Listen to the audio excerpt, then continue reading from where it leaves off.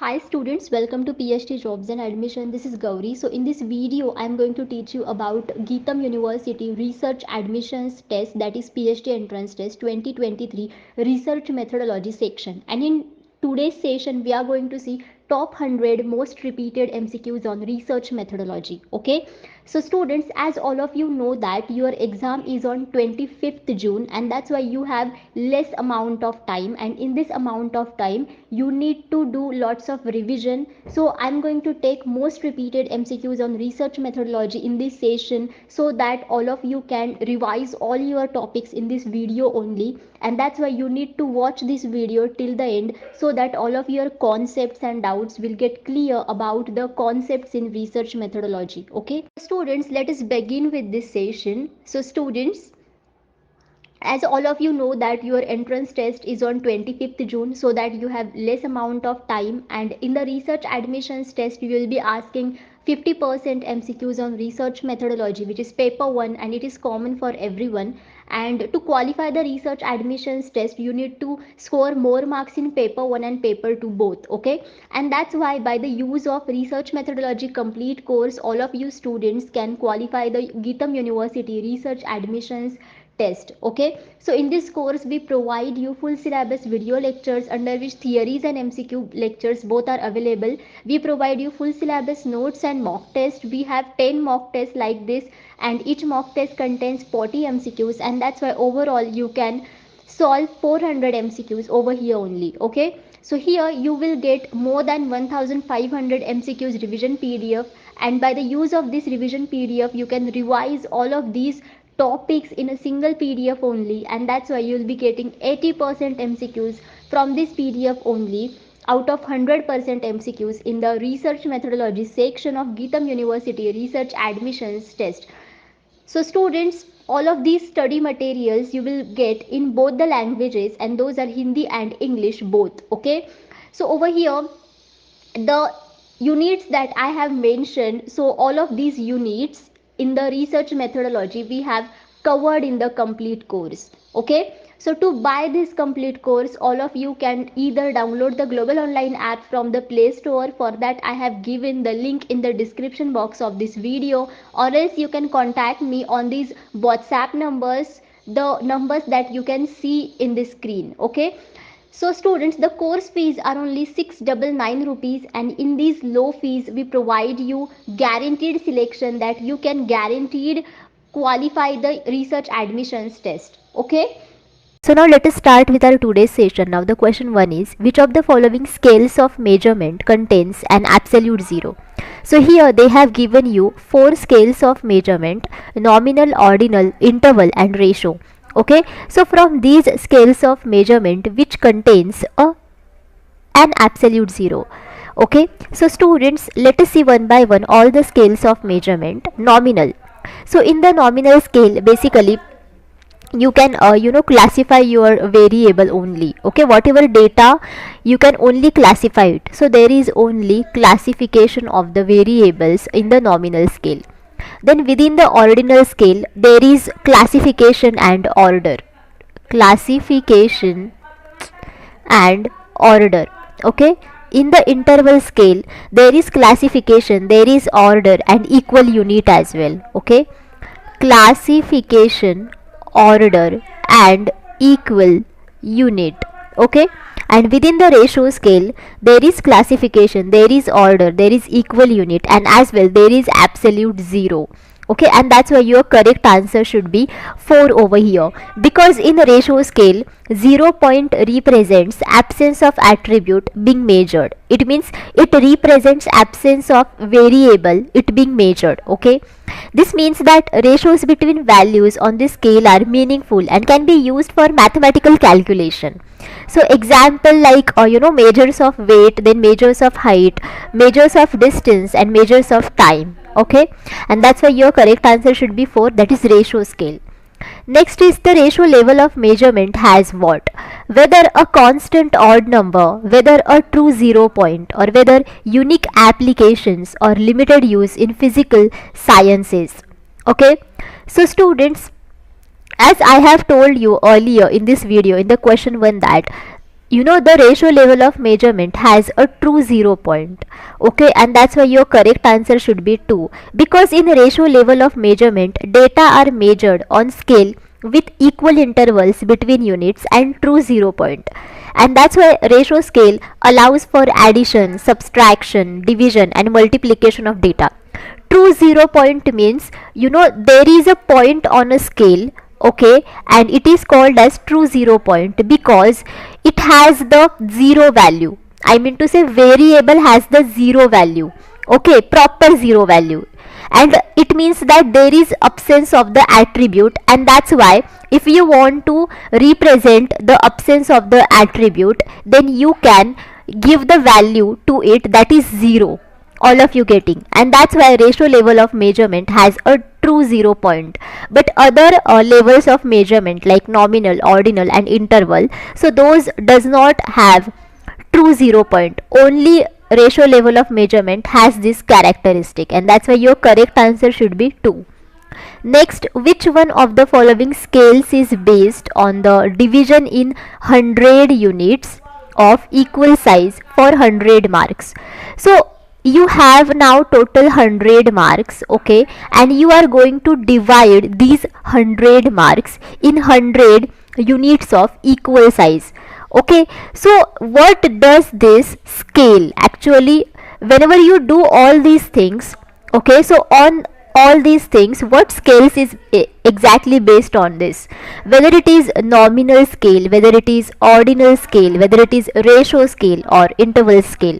Okay, so students, I have told you exactly what is nominal scale, what is ordinal and what is ratio and interval scale. So your correct answer for this question is 4, that is interval scale. So let me explain why. So interval scales are used to measure variables in which intervals between values are equal, but there is no true 0 point. So like this, here there are 100 marks and you are going to divide these 100 marks in equal 100 units, okay, and that's why over here you are going to measure variables in which intervals between values are equal. So here the 100 units of equal size are there. It means that intervals of these sizes are equal basically, okay, and as well there is no true 0 point, and that's why the scale based on this division is basically nothing but the interval scale, and that's why your correct answer should be 4. Now next is, in which scale of measurement classification, order and equality of units are ensured? So whether it is ordinal, whether it is nominal, whether it is interval or ratio.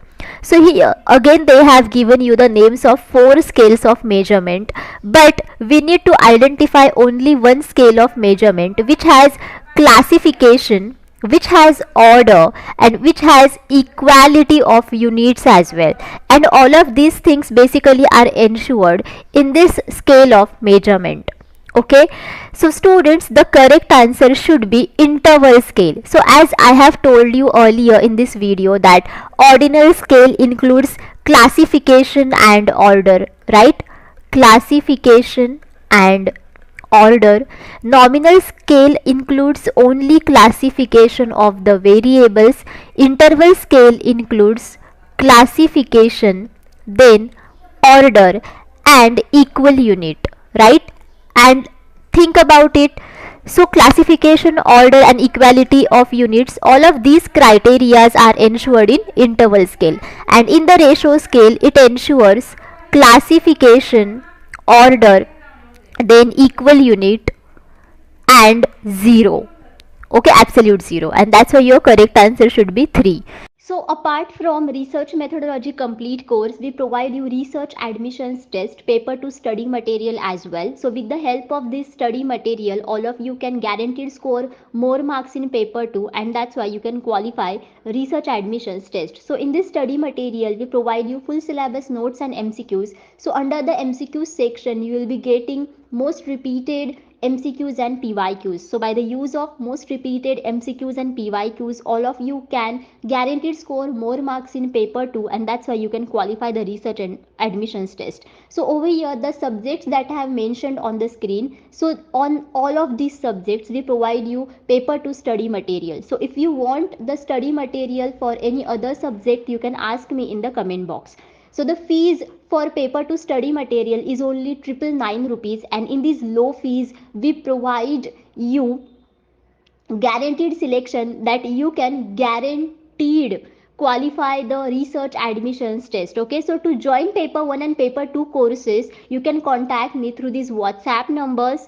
Okay, you can only WhatsApp on these numbers and you can do the inquiry. Okay, now next is, which scale is the simplest form of measurement? Now again they have given you 4 types of measurement scales, and we need to identify the scale which is the simplest form of measurement. So whether it is ordinal, whether it is interval, whether it is ratio, whether it is nominal. Okay, so students, the simplest form of measurement is nominal scale, because nominal scale includes only classification of the variable. Okay, you are going to only classify the data over here. You know, there is no any numerical value you are going to give to the variables. Basically here the variables include are the categorical variables. Okay, and these kinds of variables can't be quantified. You can only classify them according to the common characteristics, and that's why this is the simplest form of measurement. And ordinal scale includes classification and giving orders or ranks to the variables.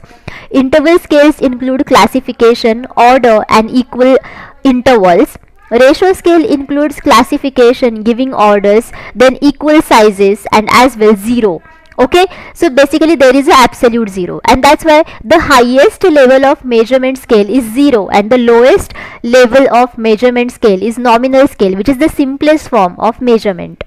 Next is, absolute zero exists in. Now this is the very easiest question, whether it is nominal scale, whether it is interval scale, whether it is ordinal scale, or whether it is ratio scale. So students, absolute zero exists in ratio scale, that I have told you earlier in this video, right? Next, in which of the scales of measurement the properties of classification and order both are present? Now here again they have given you 4 types of scales of measurement, and from these 4 types of scales of measurement, there is only one scale of measurement which has the properties of classification and order both. So whether it is nominal, whether it is ordinal, whether it is interval, or whether it is ratio. So that, as I have told you earlier in this video, that only there is ordinal scale of measurement which has the properties of both classification and order, right? And that's why it is called as ordinal scale of measurement. So your correct answer should be 2. Now next is, what is the name for the type of checklist or rating scale that expresses criteria on some point scale to determine the quality of the performance of a student? Okay, so students, here they have given you some names of rating scale, or you can say there is only one name for rating scale, which is the name for the type of checklist or rating scale which expresses criteria on some point scale to determine the quality of the performance of a student. So whether it is diffusion, rubrics, track system, or deduction. So students, whenever you see these options, then you will understand that diffusion is the term which occurs in the osmosis part, or whenever there is the flow of water or substances across the cells. So this is nothing but the diffusion, and that's why this concept is considered in biology. Okay, so diffusion does not play any role in the type of checklist or rating scale in research methodology. That's why this option gets eliminated. Track system, again this is eliminated. Deduction gets eliminated. So the remaining option, that is rubrics, is your correct answer. So now let us understand exactly what is the rubrics. Okay, so first of all students, rubrics or checklists or rating scales, those are actually equal, similar, and these are the tools that state specific criteria and allow teachers and students to gather information and make judgments about what students know and what students can do in relation to the outcomes. Okay, and the quality of information acquired through use of checklists, rating scales and rubrics is highly dependent on equality of descriptors chosen for assessment or deduction purpose of rubrics. Okay, and the purpose of rubrics is to provide tools for systematic recording and observation, and provide tools for self assessment basically. And that's why only understand over here that rubrics is a type of checklist or rating scale, and it is useful to give some criteria on some point scale, and so that we can determine the quality of the performance of a student. Okay, that's why your correct answer should be 2 over here. Next is, now here they have given you list 1 and list 2, and you need to match the list 1 with list 2. So within list 1 they have given you different scales of measurement, and within list 2 they have given description of their properties. So scales of measurement includes nominal, ordinal, interval and ratio, and description of properties include classification and order, classification, order and equal units, classification, order, equal units and absolute zero. So as I have told you earlier in this video that nominal scale includes only classification of variables, that's why nominal will go for classification. Ordinal scale includes both classification and order, that's why ordinal will go for classification and order both. Interval scale includes classification, order and equal units, that's why it will go for this. Ratio scale includes classification, order, equal units and absolute zero, that's why D option will matches with 4. That's why your correct answer should be 2, because over here A is matching with 2, okay, then B is matching with 1, then C is matching with 3 and D is matching with 4, right? Now next is, which one of the following scales are the most appropriate and reliable to measure a single attitude? Okay, so if I want to measure a single attitude of a person, then here they have given you different types of scales, and from these scales, which is the most and appropriate and reliable type of scale to measure a single attitude only. So whether it is Likert type scales, whether it is differential scales, whether it is Thurstone scales, or whether it is arbitrary scales. Now students, let us see one by one these scales. So basically these are not the common 4 types of measurement scales in research that we have discussed earlier in this video. These are the different scales, and that's why you need to understand the concept of these scales. So first of all, let us see Likert type scales. So students, Likert type scale is a rating scale, and it is used to measure opinions, attitudes or behaviors.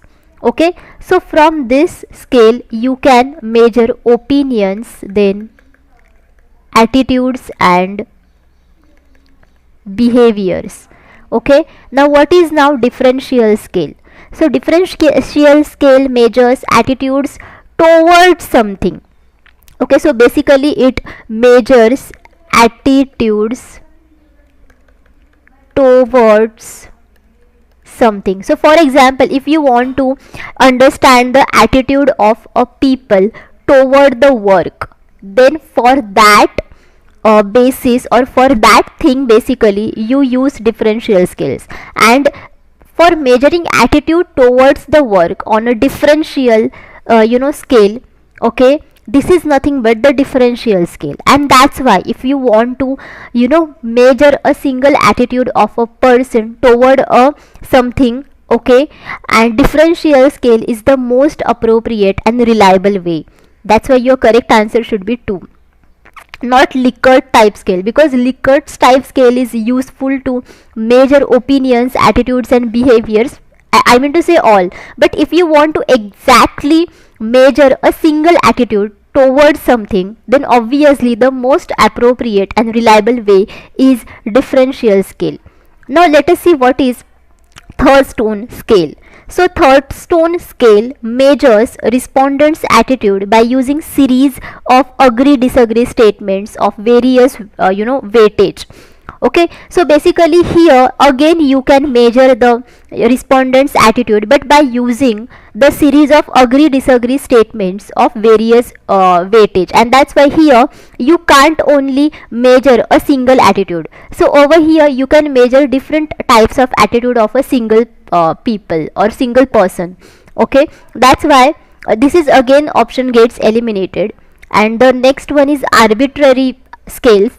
So arbitrary scales are developed on ad hoc basis and are designed largely through researchers' subjective selection of items. And researcher in this type of process first collects a few statements or items which he believes are unclear and appropriate to given topic. So the meaning of arbitrary means unspecific, or which is not structured or which is unclear. And that's why whenever you need to measure the variables which are not that much clear to the researcher, but these are appropriate to the specific topic, okay, then at this specific kind of situation you can use arbitrary scales. And that's why this option again gets eliminated. Likert type scales gets eliminated, so your correct answer should be 2. Okay, they have given us some options, and from these options which is the option which is not included in the impact factor, or which is not the characteristic of impact factor. Okay, so whether it is author metric, then journal metric, calculated in 2, 3 or 5 years basis, and it is helpful in journal targeting. So let us see first of all what is impact factor. So students, impact factor is calculated by dividing number of times articles, okay, number of times articles are cited in the last 2 years, in the last 2 years, by the total number of publication in these 2 years. Okay, in these 2 years. Okay, and that's why students, impact factor is journal metric, because based upon the impact factor of a particular journal we are going to provide the credit to the journal, whether that journal is great, good or bad, like that. And that's why impact factor is journal metric. As well, it is calculated in 2 years basis. Okay, because here the formula is like number of times articles cited in last 2 years upon total number of publication in these 2 years, right? And that's why it is calculated in 2 years basis. And as well, it is helpful in journal targeting, and that's why the correct answer for this question is 1, author metric, because impact factor is not author metric, because it is not a characteristic of impact factor, and that's why your correct answer is author metric. And all of these options are the characteristics of impact factor, and that's why all of these options gets eliminated. Okay, and that's why your correct answer should be 1, that is author metric. Now next is, which journal metric tracks citations of the last 2 years? Now here here they have given us some journal metric, okay, and which journal metric from these options tracks citations of the last 2 years, whether it is cite score, whether it is impact factor, whether it is H5 index, or whether it is article influence. Now students, let us see one by one what are these. So first of all, let us see what is cite score. So students, cite score of a journal is number of citation received in that year and previous 3 years for documents published in journal during that period, okay, divided by total number of published documents in journal during same 4-year period. So as we have seen the formula for impact factor, where number of times articles cited in last 2 years, but here within the cite score the number of articles that we include basically for last 4 years. Okay, and that's why your formula for cite score will be number of times articles cited in last 4 years upon total number of publication in these 4 years. So here you are going to calculate the citations for last 4 years instead of 2 years. Okay, and that's why this option gets eliminated, because here they have asked you about the citations of the last 2 years, but over here you are tracking citations of the last 4 years, right? But in the impact factor you are going to track the citations of the last 2 years, right, according to the formula, and that's why your correct answer for this is 2. Now let us see what is H5 index. Okay, so basically students, this H5 index, as the name suggests, H5, so this tracks citations of the last 5 years, okay, of the last 5 years, and this is author level metric that measures both productivity and citation impact of publication, and this is the largest number, okay, of citations of the previous years, because here you are going to track the citations of the last 5 years, right? And that's why this is the largest you can say key journal metric which are going to cite the which are going to cite tracks the citations of for the last 5 years. What is article influence? What does this mean? So basically students, article influence is calculated by dividing the eigenfactor score, okay, dividing the eigenfactor score by percentage of all articles recorded in the journal, okay, percentage of all articles recorded in the journal,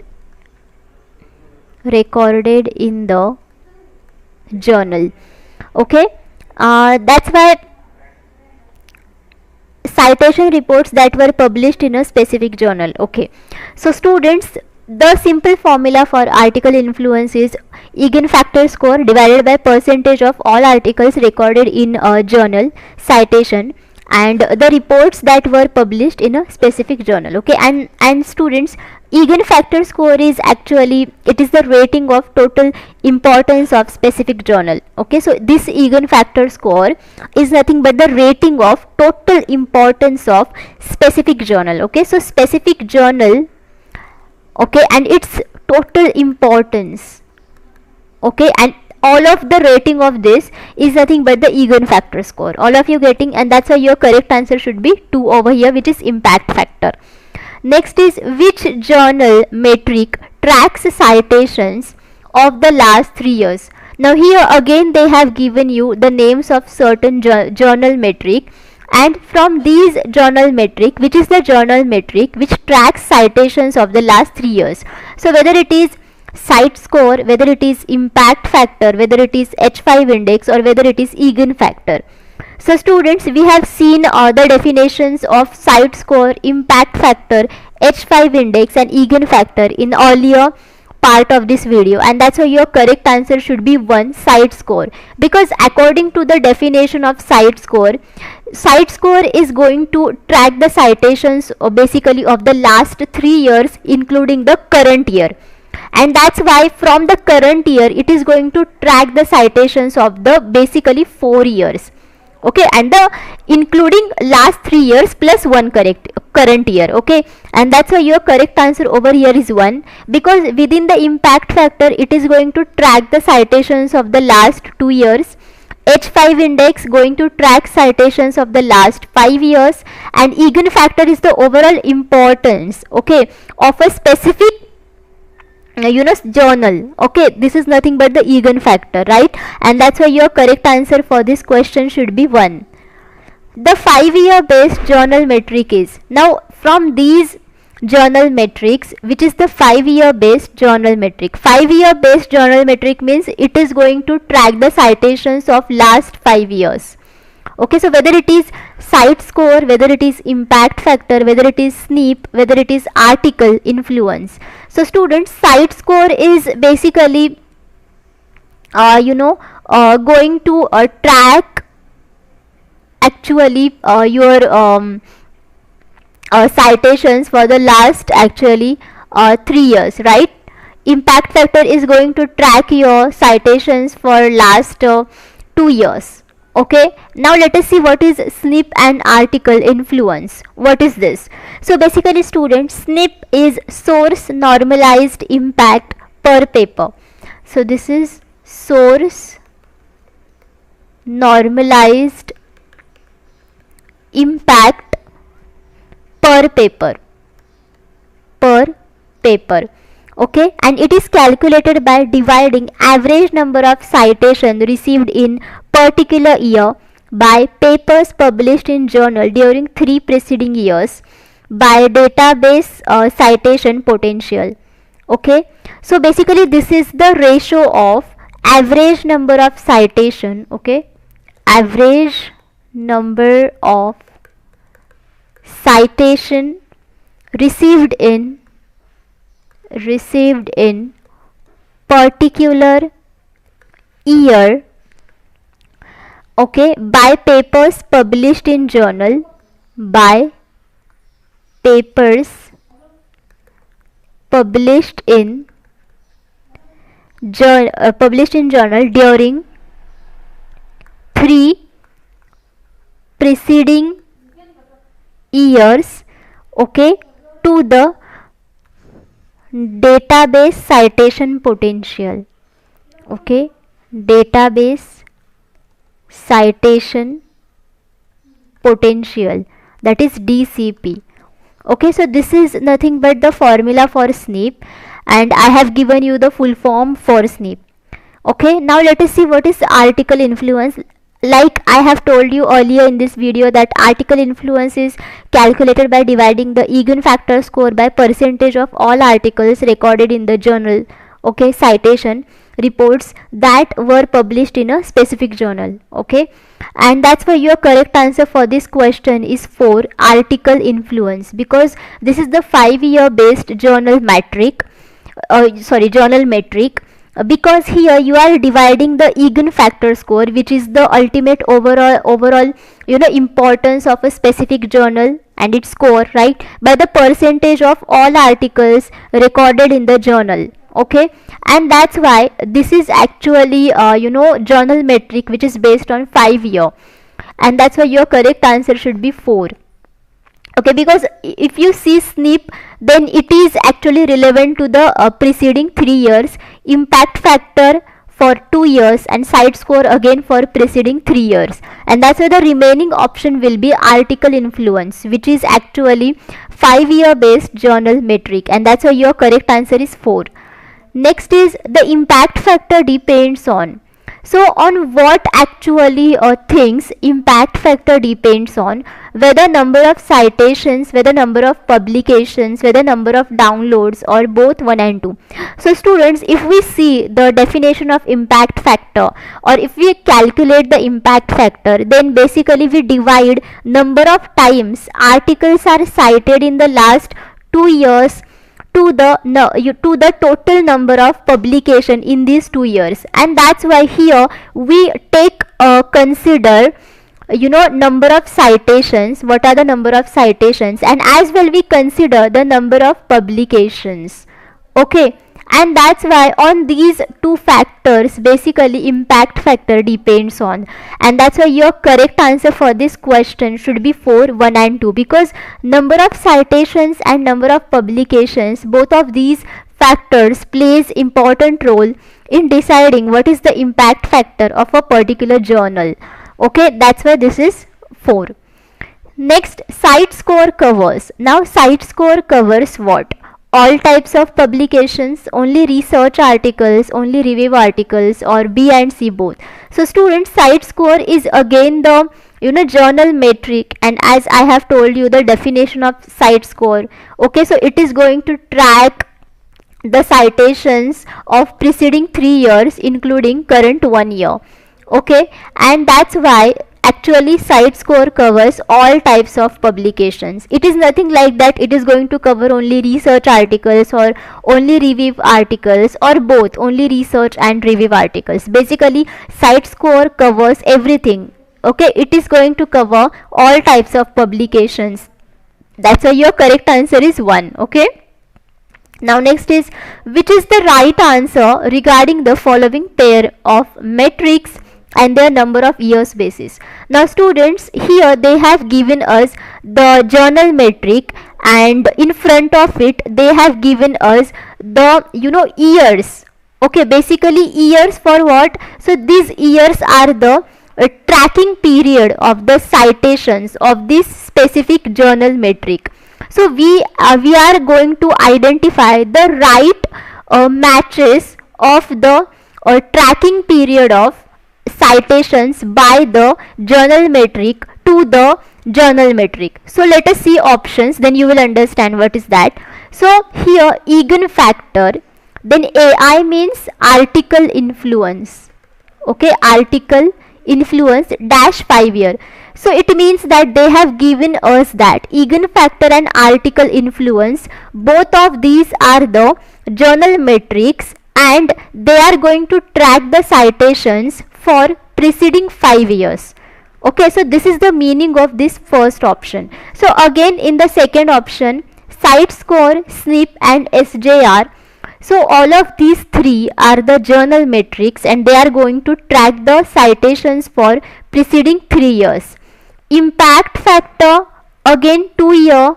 Okay, so here it means that impact factor is going to track the citations for preceding 2 years, and all of the above. So students, if we see all of these options, then you will understand that your correct answer is all of the above, because all of these options are correct. It means that eigenfactor, article influence are going to track citations for preceding 5 years, and this is true. Basically this is the definition of these journal metrics, and again the definition of site score, SNP and SGR resolves the terms that these are going to track the citations for preceding 3 years, and again this is the correct, right? This is correct. Impact factor 2 year, this is also correct, and everyone knows it, and that's why your correct answer should be 4. Next is, which is an indexing agency. Now here they have given us certain names of institutes or agencies, and we need to identify the indexing agency from these. So NASA is an indexing agency or not, Scopus, MHRD or Turnitin. So all of you are well known about NASA. Basically NASA is situated in US, and the full form of NASA is National Aeronautics and Space Administration, right? And it is independent agency of US federal government, and it is responsible for civil space program, aeronautics research and space research, and that's why this is not an indexing agency, so this gets eliminated. Now let us see what is Scopus. What is this?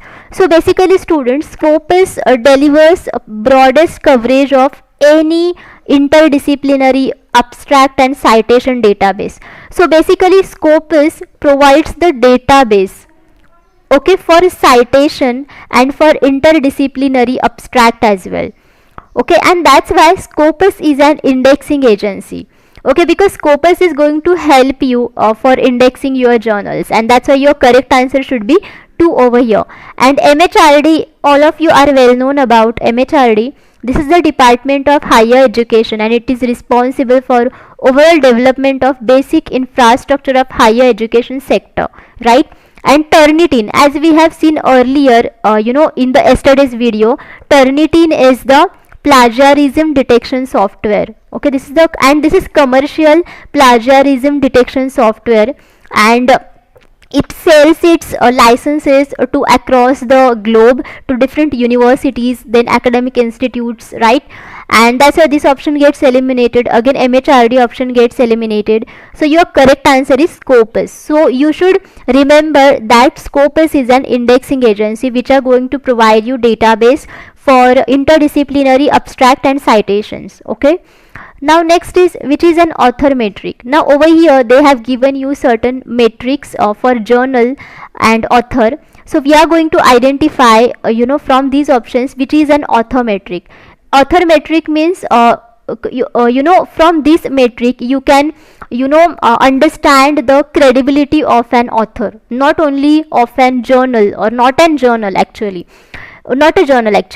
So whether it is site score, whether it is impact factor, whether it is H index, whether it is H5 index. So students, from these options, basically we have seen earlier in this video that site score and impact factor, both of these are actually journal metric. Journal metric means by the actually scores of these site score and impact factors, you can give the credit to the specific journal, and that's why this is called as journal metric. You gives the values to the journal, okay, and that's why these two options get eliminated, because this is not an author metric. Now let us see H index and H5 index. Again we have seen about H5 index. It is going to track the citations for preceding 5 years, and that's why again this is a journal metric, this is not an author metric. So this option gets eliminated. So the remaining option, that is H index. So this should be your correct answer, okay, because H index is author level metric that measures both the productivity and citation impact of the publication initially used for individual scientist or scholar, okay. And that's why, remember students, that H index is an author metric, this is not a journal metric, okay. And all of these, site score, impact factor, H5 index, then AI, all of these are the journal metric. Again, eigen factor is a journal metric, okay. So your correct answer should be 3. I10 index refers to, now students, what is I10 index? So whether it is 10 paper with 10 or more citations, or number of paper with 10 or more citations, or A and B, or none of the above. So students, I10 index actually refers to number of publication with at least 10 citation, okay. So number of publication with at least 10 citation, and that's why I10 index refers to what? Number of paper with 10 or more citations. At least 10 citation means more than 10 citations are applicable, okay. That's why your correct answer should be 2. Okay, so students, I know this topic is really you can say difficult to understand, but understand over here that based upon these metric, okay, we are going to give the values to the particular journals, okay. And for example, if a certain journal has a good impact factor or has a good eigen factor, then we can understand that that journal has many citations, it has many articles, and those citations and articles are high level, okay. Okay, and that's why these concepts are really important. And again we are going to give the author index, or author metric. So this is important because we can give the values to the authors based upon the level of citations or level of articles they are providing. All of you getting? So don't confuse within these.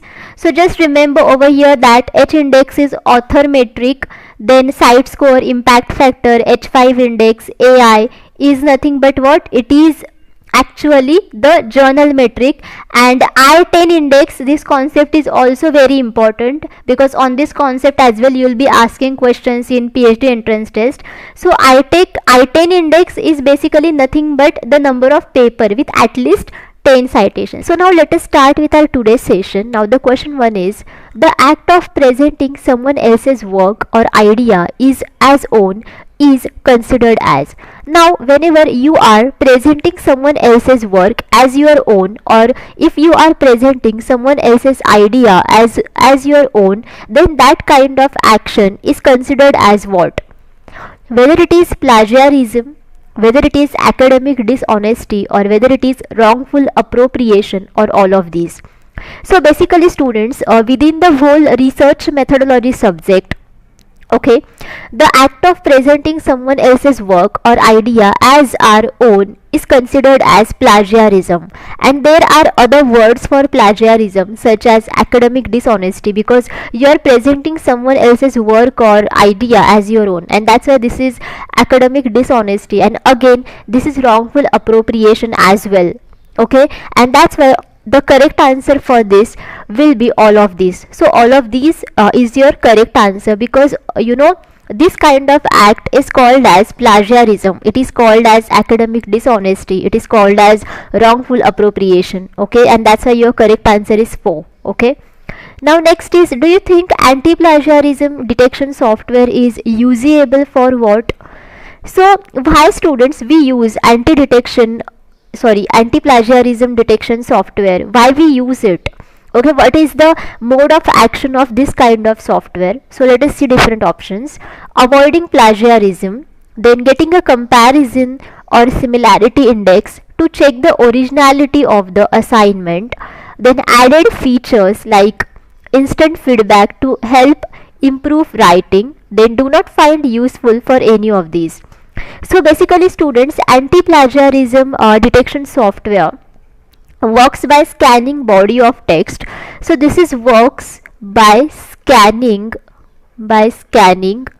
body of text and comparing it with other sources of content, so to see if there are similarities or matches. Okay, and it uses different methods to break down text into smaller chunks and search for keywords, phrases, content matching or fragment matching, and accordingly the software detects the plagiarism, whether there is plagiarism or not. Okay, and that's why this software is usable for getting a comparison or similarity index to check the originality of the assignment. Okay, and that's why your correct answer should be 2. Okay, and for this kind of purpose basically we use the anti-plagiarism detection software. Okay, now next is, which of the following plagiarism software is available under open access? So here we have asked that from these anti-plagiarism softwares, okay, which is the software which is available under open access or which is free of cost, everyone can access it. So whether it is Turnitin, whether it is Urkund or whether it is Viper. So students, all of these three are the anti-plagiarism detection softwares, or simply you can say plagiarism software. So let us see one by one what are they. So Turnitin is internet based plagiarism detection service and it is run by American company which is called as Turnitin. Okay, Turnitin LLC, and it is subsidiary of Advanced Publication and it is founded in 1998. So this is actually the plagiarism software, and it is not free of cost. Okay, it is not free of cost, and basically this software company sells its licenses to different universities, then academic institutions, so that they can use their plagiarism detection system, and that's why this is not free of cost, and that's why it does not available under open access. So this gets eliminated. Now let us see what is Urkund. So again, Urkund is a plagiarism software and it is actually not free of cost. This is again not free of cost. Okay,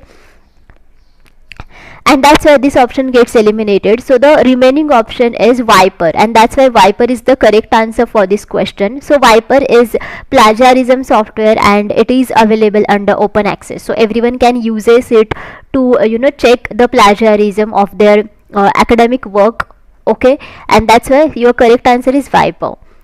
Next is, which of the following software is a paid software for checking the similarity index in a research paper? Okay, so from these names of the softwares which are plagiarism softwares, which is the software which is a paid software, basically we pay for it for checking the similarity index in a research paper or simply for checking the plagiarism. So whether it is Viper, whether it is PlagTrack, whether it is Urkund or whether it is CopyLeaks.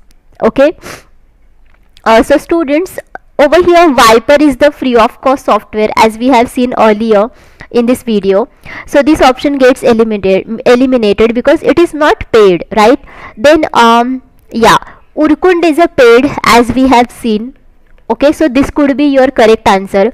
Now let us see other these two options, PlagTrack and CopyLeaks.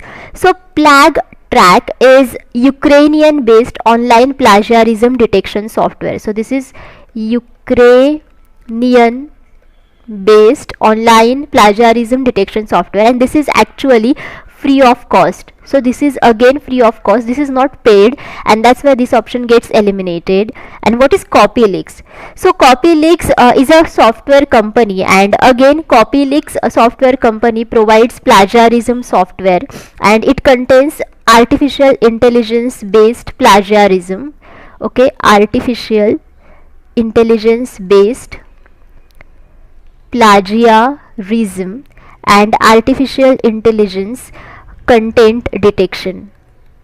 Content detection. Okay, and that's why this is again the plagiarism detection software, and this is free of cost. Okay, this is again free of cost, and that's why this option gets eliminated. So your correct answer is 3, that is Urkund. So Urkund is a paid software for checking the similarity index in a research paper. Okay, now next is plagiarism, where the writer changes a few words in the original text of another, is known as.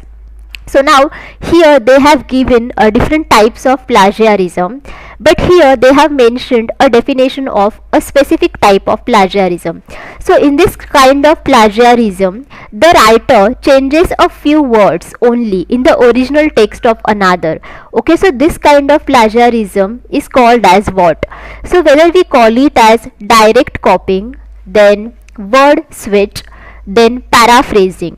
So students, direct copying, word switch and paraphrasing, all of these are the types of plagiarism basically. So let us see one by one what are they. So direct copying is happen in complete plagiarism or direct plagiarism, or you can say complete plagiarism and direct plagiarism. So complete plagiarism means completely we are copying someone else's work in our research, and we are saying that it's our own work. Okay, this is called as complete plagiarism.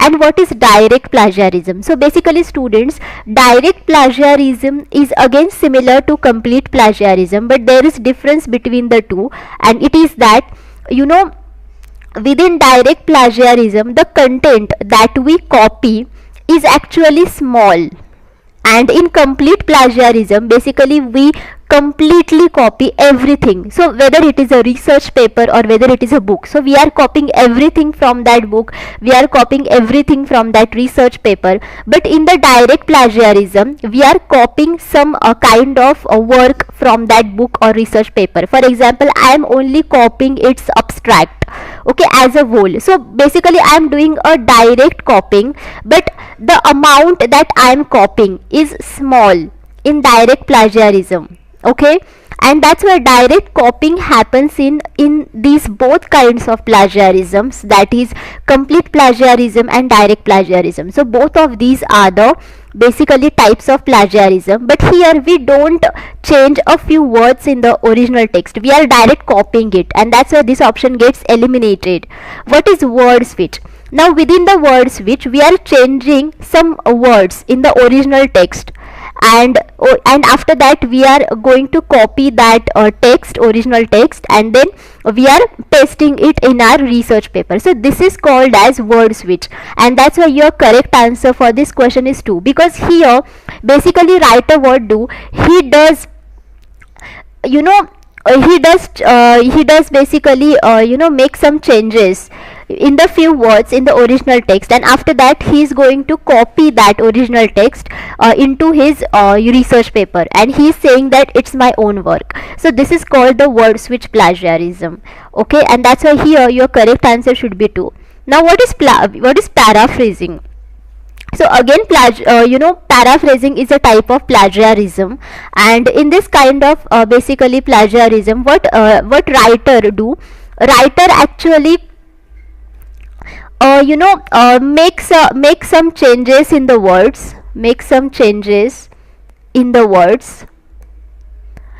okay, and after that he is copying that original text and pasting in his research paper and saying that it's my own work. So basically within the paraphrasing we actually change phrases or words, okay, in our own language, but the idea is someone else's, all of you getting, and we are saying that it's our own idea. So this is called as paraphrasing. So for example, there is a paragraph in a original text, and what I am doing, I am changing some phrases, I am changing some words, or else I am changing the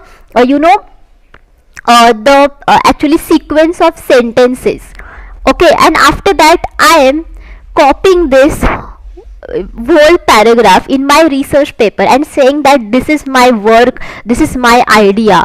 So this is called paraphrasing. So, though I am changing phrases, though I am changing words, though I am changing the format of the sentence, but still it is called as paraphrasing, because I am saying that it is my own idea and I am also not actually providing a credit to this original author. Okay, and that's why it is called as the plagiarism. Okay, and this is paraphrasing type of plagiarism. So this option again gets eliminated, so your correct answer should be 2. Okay, now next is the Latin word which is understood as the origin of the word plagiarism is. Now basically students, plagiarism is the word which is actually has a origin in the Latin word. What is that Latin word? Whether it is plagiarius, whether it is plagiarius, whether it is plagiarius, whether it is plagiarize. So students, the correct answer or the correct word for this is 1, that is plagiarius. So plagiarius is the Latin word, and the meaning of this Latin word is plagiarism. Okay, or you can say the origin of the word plagiarism is plagiarius, which is a Latin word. Now next is, there has been a steep rise in plagiarism due to. So students, now you can see that every day, or in nowadays, in today's world, basically there is ultimate very increase in plagiarism. So why this is, why there is a steep rise in plagiarism? What is the reason behind it? So whether the reason is that increase in publication growth, whether the reason is increase in enrollment for research work, or availability of digital documents, or use of computers in research. So basically students, the biggest reason behind this is that availability of digital documents, because if you say that there are lots of documents available on the internet, and that's why everyone can access the internet, everyone can read everything on the internet, and after reading everyone can copy it in their research paper and say that it is my own work, it is my own idea. So it is actually easiest thing anyone can do, and that's why because of the availability of these digital documents, anyone can access it, and that's why there is increase in plagiarism. Okay, in today's world. And if in the previous or in the past days, basically there wasn't availability of digital documents that much, and everybody had to read the physical copies of the books or research papers, and that's why everybody could not access it, and that's why there wasn't that much problem of plagiarism. But in today's world everyone is using digital documents, and because of that there is rise in plagiarism. That's why your correct answer should be 3. Next is, which plagiarism software among the following is a commercial software? Now over here again they have given us the different names of plagiarism software, and among these plagiarism software, which is the software which is a commercial software? Commercial software means commercially it is available across the globe, and this kind of software is actually made by a biggest software company, and this company actually selling the licenses of this software to different universities, then academic institutions, and students across the globe. Okay, so whether it is Viper, whether it is Track, whether it is Turnitin, or whether it is CopyLeaks. So students, whenever you see these names of the plagiarism software, then you will understand that, as we have seen earlier in this video, Viper, Track, and CopyLeaks, all of these 3 are the free of cost plagiarism software. No one pays for it. Okay, and that's why your correct answer should be 3, which is a remaining option, which is Turnitin, because Turnitin actually sells its licenses, and that's why it is not free of cost. Everyone has to pay to Turnitin for checking plagiarism in their material. Okay, that's why your correct answer should be 3. Next, which of the following acts constitute plagiarism? Okay, so now here they have given some acts which constitute plagiarism, and we need to identify those acts which constitute plagiarism. So whether it is presenting others work as own, whether paraphrasing without citation, quoting others work without quotation marks, all of these. So students, obviously your correct answer should be 4, that is all of these, because presenting others work as own is the definition of plagiarism. Basically this is actually called as plagiarism, right? And as well, paraphrasing without citation is again plagiarism, as I have told you in the earlier part of this video, and this is called as the paraphrasing plagiarism. This is the type of plagiarism. Okay, though you are doing some changes in the whole paragraph, but again you are copying it. Okay, it's not your own idea, and over that you are not giving the credit to the original author, and that's why it is called as the paraphrasing plagiarism. And whenever you are quoting others work without quotation marks, again this is the act of plagiarism. Okay, you should give the quotation marks to the quoting part of others work, and that's why your correct answer should be 4 over here, all of this, because all of these acts basically constitute the plagiarism. Okay, now next is a dash is placed within the text and includes the author's last names and the publication year. A dash is placed at the end of a paper and includes information on the author's year, the title of the source, and publication data to prevent plagiarism and give proper citation to work referred. So basically students, in this question we need to fill up these two blank spaces. So first of all, let us fill the first blank space. Okay, so over here they have asked us that what is the word is called which is placed within the text and it includes the author's last names and the publication year. So basically it is called as what, students? It is called as the reference, or it is called as the citation, right? So first option gets eliminated because it does not called as quotation, it does not called as reference list, because it's a list, and list means it includes a lot of references, and here we are only giving only one reference, which actually includes author's last names and the publication year, and this is actually placed within the text. Okay, and that's why it could not be a reference list, so it gets eliminated, and again fourth option gets eliminated because it is not a reference list, and that's why remaining option is 3. So it means that that word will be citation. Okay, so it is called as citation, and obviously your remaining blank space word will be reference list. Okay, because reference list includes a list of all the references. Okay, it does not include a name of only one reference. Okay, it includes the list of all the references, and that's why your correct answer should be 3.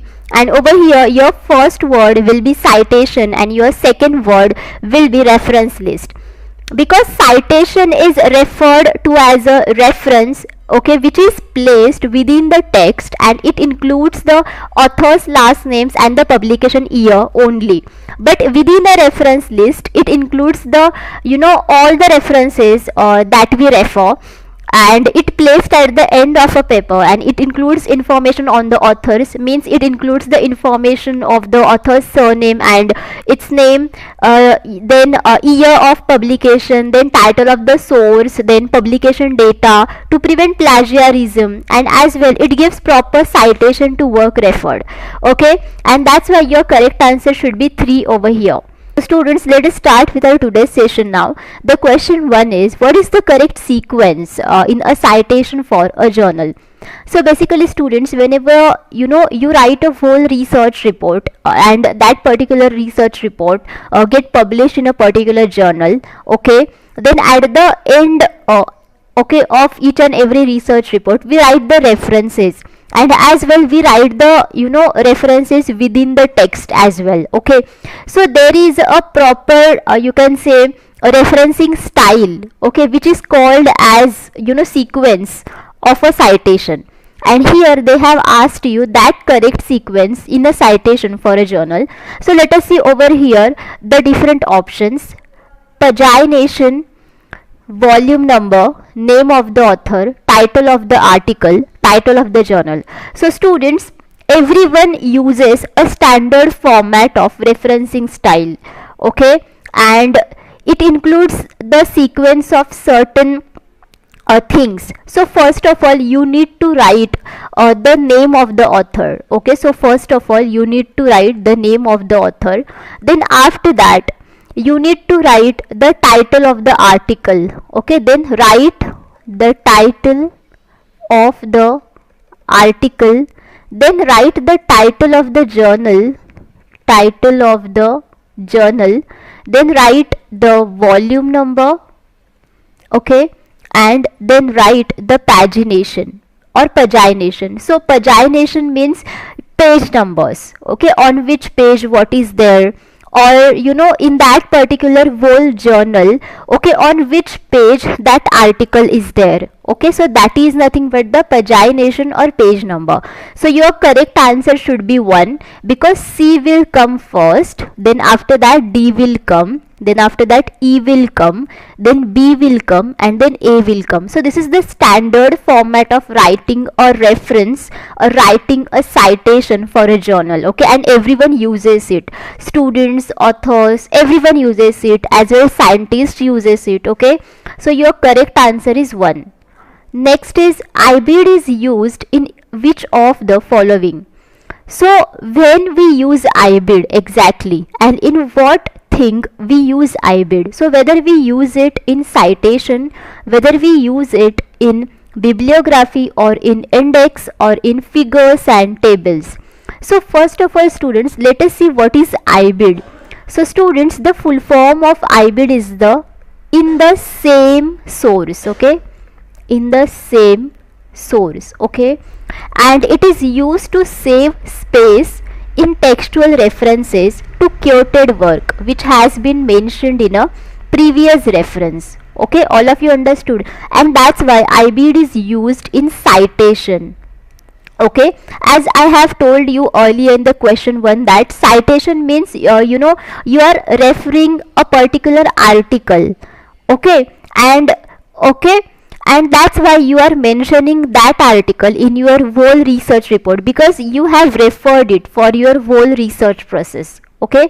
So this is nothing but the citation, and IBID is used in citation, and the full form of IBID is in the same source, and it is used to save space, okay, to save space in the textual format or in the textual references to the quoted work which has been mentioned in a previous reference as well, okay. Now what is bibliography? So now bibliography includes both the things.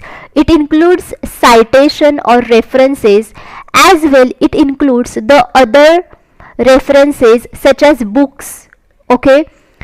So it includes citation and other books that we refer or that we don't refer, but still we mention it in the bibliography because it includes that information which is relevant to the research topic, and that's why the reader can use these sources for their further research or further knowledge, okay. This is nothing but the bibliography, and again IBID can be used in bibliography as well, but the primary useness of IBID is in the citation itself, and then after that it comes in bibliography. Then index means basically within the index we give the information about at what page number what is there in the whole research report. And figures and tables, all of you know that what is that, figures and tables. That's why your correct answer is 1, that is citation. The term AL means which of the following? Now what is the meaning of AL now? So whether it means that same or and others or cited in or appendices.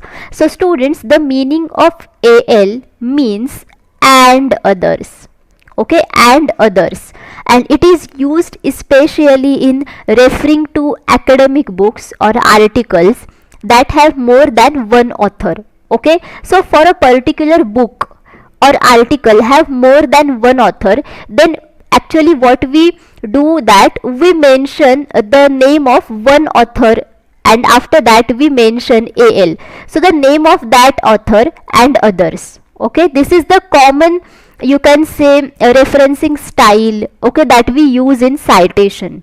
So this is again the short form that we use in citation, and the meaning of that short form is and others.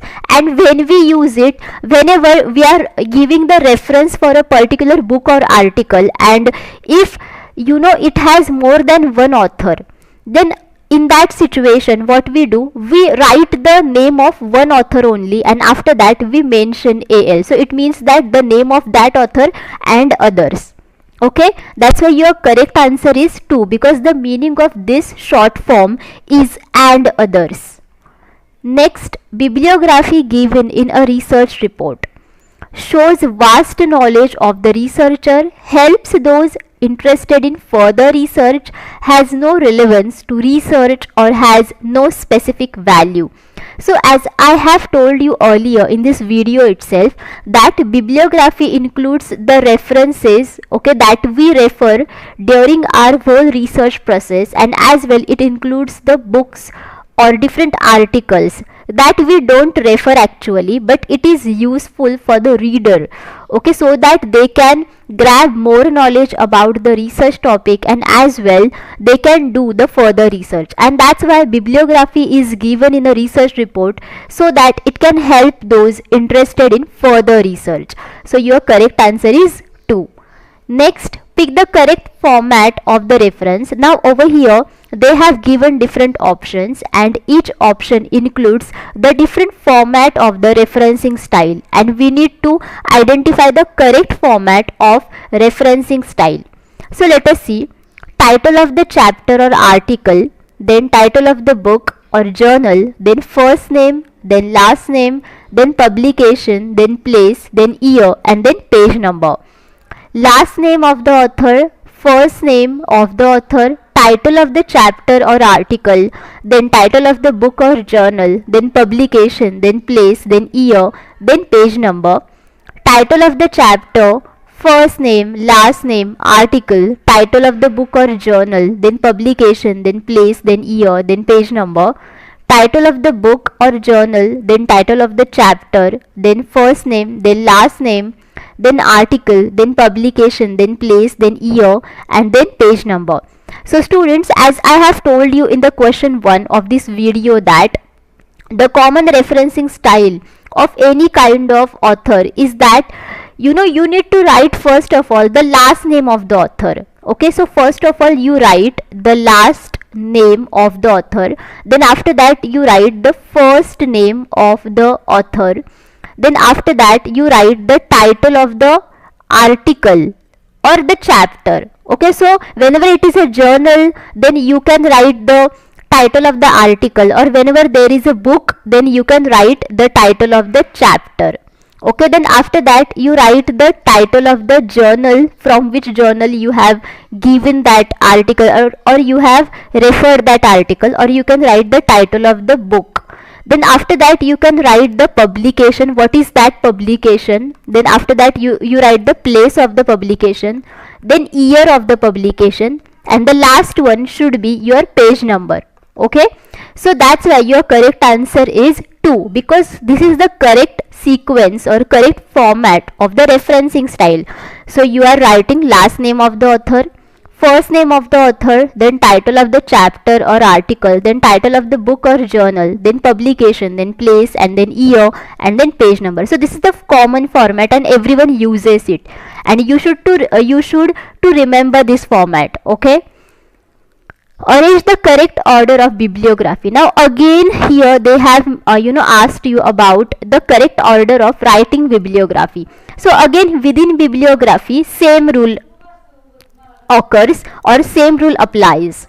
So let us see over here. Publication given, then last name, first name, then title of book, then place or year, place and year. So students, whenever you write the bibliography, then again you need to write the last name of the author, then first name of the author, then after that write the title of the book, okay, then write the publication, and then write the place, then write the year. So this is the common format. That's why your correct answer is 2 over here, because B will come first, that is last name and first name of author, then title of book comes next, then publication comes next, and then last one should be place and year. Okay. Next is critical and analytical writing refers to. Now what is the meaning of critical and analytical writing? So students, in the research report writing, there are two types of writing. The first one is descriptive writing, and the second one is critical or analytical writing. So basically the meanings of both of these writings are similar. Okay, so here now we will understand exactly what is the meaning of critical and analytical writing. Okay, so critical writing explain the impact, okay, or consequence of given situation. So for example, there is a particular situation, so critical writing explains the impact of this situation, okay, or the consequence of the situation. Then it links the discussion back to research aims, objectives and research question. So whenever we do a specific kind of research, then obviously we have a research question, we have the research aims, we have the objectives, and that's why critical writing, okay, forms a particular link between the discussion part of the research report to the aim of the research. All of you getting? So this is the most important thing, and that's why analytical or critical writing basically focuses upon the meaning of everything in the whole research process, and descriptive writing basically describes, okay, when, how, okay, so these things, what, okay, these things describe by the descriptive writing, but analytical writing focuses upon the importance of it. So let us see what are the options they have given us. Methodology used in research writing, then method of reading and writing, then research to be evaluated and writing a report on it, then criticism of the research writing. So as I have told you earlier that critical, analytical writing and descriptive writing, so these are the formats of writing a research report, and that's why this is a methodology used in research writing, and that's why your correct answer is 1, because these basically are the methodologies that we use in research writing. Okay. Next, what is Harvard and Chicago referencing style? Now what is meant by Harvard and Chicago referencing style? So whether references taken from Harvard University, reference of books published by these universities, or style of references used in thesis writing, or pattern of research used by these universities. So students, basically this video is for thesis writing, okay, in research methodology, and that's why Harvard and Chicago referencing style, both of these styles are the style of references that we use in thesis writing, and that's why your correct answer should be 3 over here. And the commonly used referencing styles are Harvard and Chicago referencing styles, and both of these styles are common, okay, and they are similar actually. So as we have seen a particular and common referencing style, okay, in this video, in that basically we write first of all the surname of the author, right? First of all we write the surname of the author, then after that we write the name of the author. So it is actually okay if you give only the initial of the name of the author, but you need to write surname of the author as a whole. Then after that write the publication year in the bracket, then write the title of the chapter or article, then write the title of the book or journal, okay. Then after that write the volume number if there is any, then you can write the place where this particular book or journal has been published, then you write the, you can say, page number Okay, page number. So this is the common format of the Harvard and Chicago referencing style. There is only one difference, that in the previous example we have seen that there is no publication year over here. Basically, at that reference, publication year was over here. But in the Harvard and Chicago referencing style, after the surname and author name, you write the publication year in a bracket, and after that only you write the title of chapter or article and then subsequent other things. Okay, and that's why Harvard and Chicago referencing style is the style of references that we use in thesis writing. So students, so remember this referencing style, because this is very common referencing style, and on this referencing style every year you will be asking a question. Okay, so you need to understand this and you need to remember this. Next is, the following is a format of citing bibliography in research. So now here they have given 4 options. So which of these option, okay, is the format of citing bibliography in research? So whether it is PAA, whether it is e-journal, whether it is opaque, or whether it is APA. Now students, let us see one by one what are these options. So let us see first of all what is PAA. So the full form of PAA is pattern analysis and application. So basically it examines use of advanced methods including statistical techniques, neural networks, then genetic algorithms, fuzzy pattern recognition, then machine learning and hardware implementation, which are either relevant to development of pattern analysis as research area or detailed novel pattern analysis application. Okay, so in simple words, pattern analysis and application examines use of advanced methods which are either relevant to development of pattern analysis or research area or detailed novel pattern analysis application. That's it. What is e-journal? So as the name suggests, it is an electronic journal.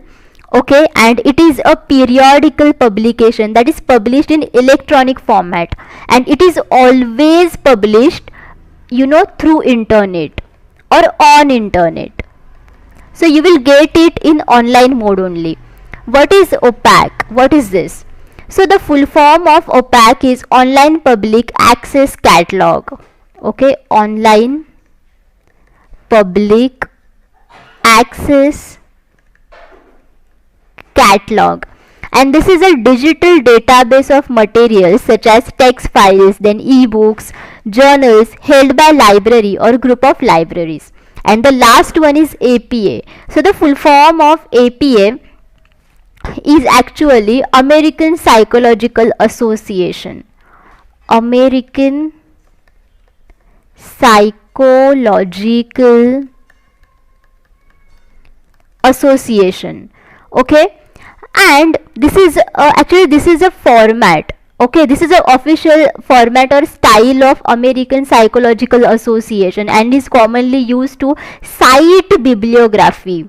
Okay, cite bibliography in psychology, education and social sciences research. And the format of APA style referencing is that first of all you write the author's surname, then give comma, then after that give the initials of author's name, then full stop, then after that write date published in bracket, then after that again give full stop, then write title of source. Title of source means over here you can write the title of chapter or title of article. Then after that again give the full stop, then write the location of publisher,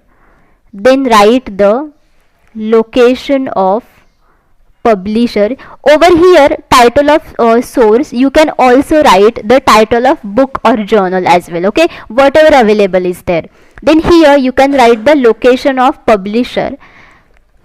Okay, publisher, and the name of publisher over here.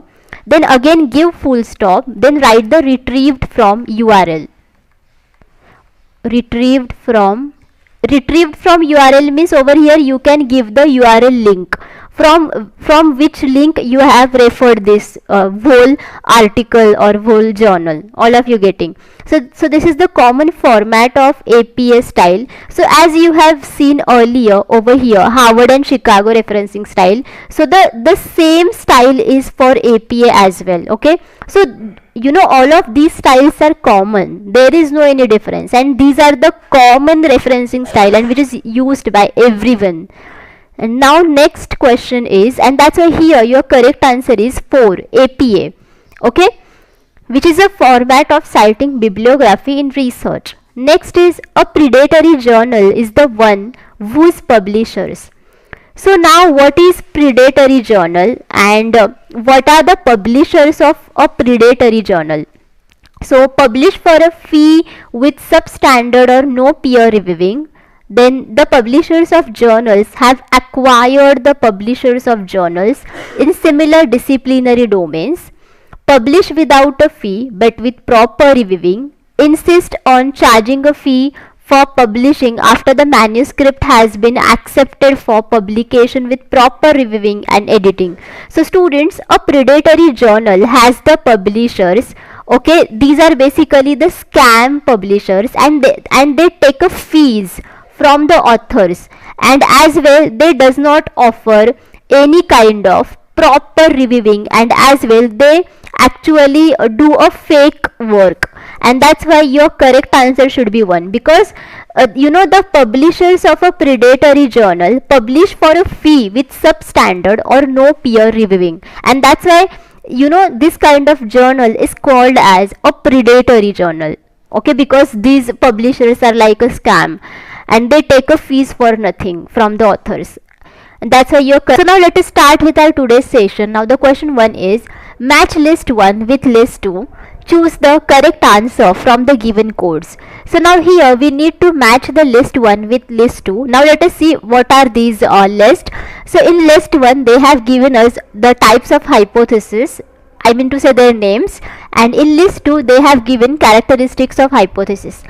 So let us see first of all list 1, descriptive hypothesis, null hypothesis, explanatory hypothesis, and alternative hypothesis. Now let us see list 2. First is aims to explain why particular phenomena work in the way that they do, then aims to describe or define the topic, then predicts no effect or no relationship between variables, then provides a chance of discovering new theories, and here they have given us 4 options. So students, as we have seen earlier videos, that null hypothesis means it's a statement which predicts that there is no effect or there is no relationship between the variables, and that's why null hypothesis will match with option 3 over here. Okay, B will go for 3. Then now let us see alternative hypothesis. So alternative hypothesis is exactly opposite to null hypothesis, and within the alternative hypothesis we predicts that there is an effect or there is a relationship between variables, and that's why alternative hypothesis provides a chance to discover new theories by predicting that there is a relationship between variables, and that's why D option will go for 4. Okay, then now let us see descriptive. So as the name suggests, descriptive, so within the descriptive hypothesis it describes the topic, and that's why A will go for 2, aims to describe or define the topic, and the remaining option is explanatory, C. Obviously it will match with 1, that is aims to explain why particular phenomena work in the way that they do. Okay, that's why your correct answer is 1, that is A is going for 2, B is going for 3, C is going for 1, and D is going for 4. Okay, now next is a hypothesis that states zero difference or no difference between the parameter and its assumed value is known as. So now here they have given us different types of hypothesis. So from this actually types of hypothesis, which is the hypothesis which states that there is zero difference or there is no difference between the parameter and its assumed value. Okay, so whether it is simple hypothesis, whether it is directional hypothesis, whether it is non-directional hypothesis, or whether it is null hypothesis. So obviously students, as we have seen earlier, that it is called as the null hypothesis. Okay, so within the null hypothesis we predict that there is no effect or there is zero difference between the variables under the study. Okay, and that's why your correct answer is 4, that is null hypothesis. Now let us see one by one all the types of hypothesis.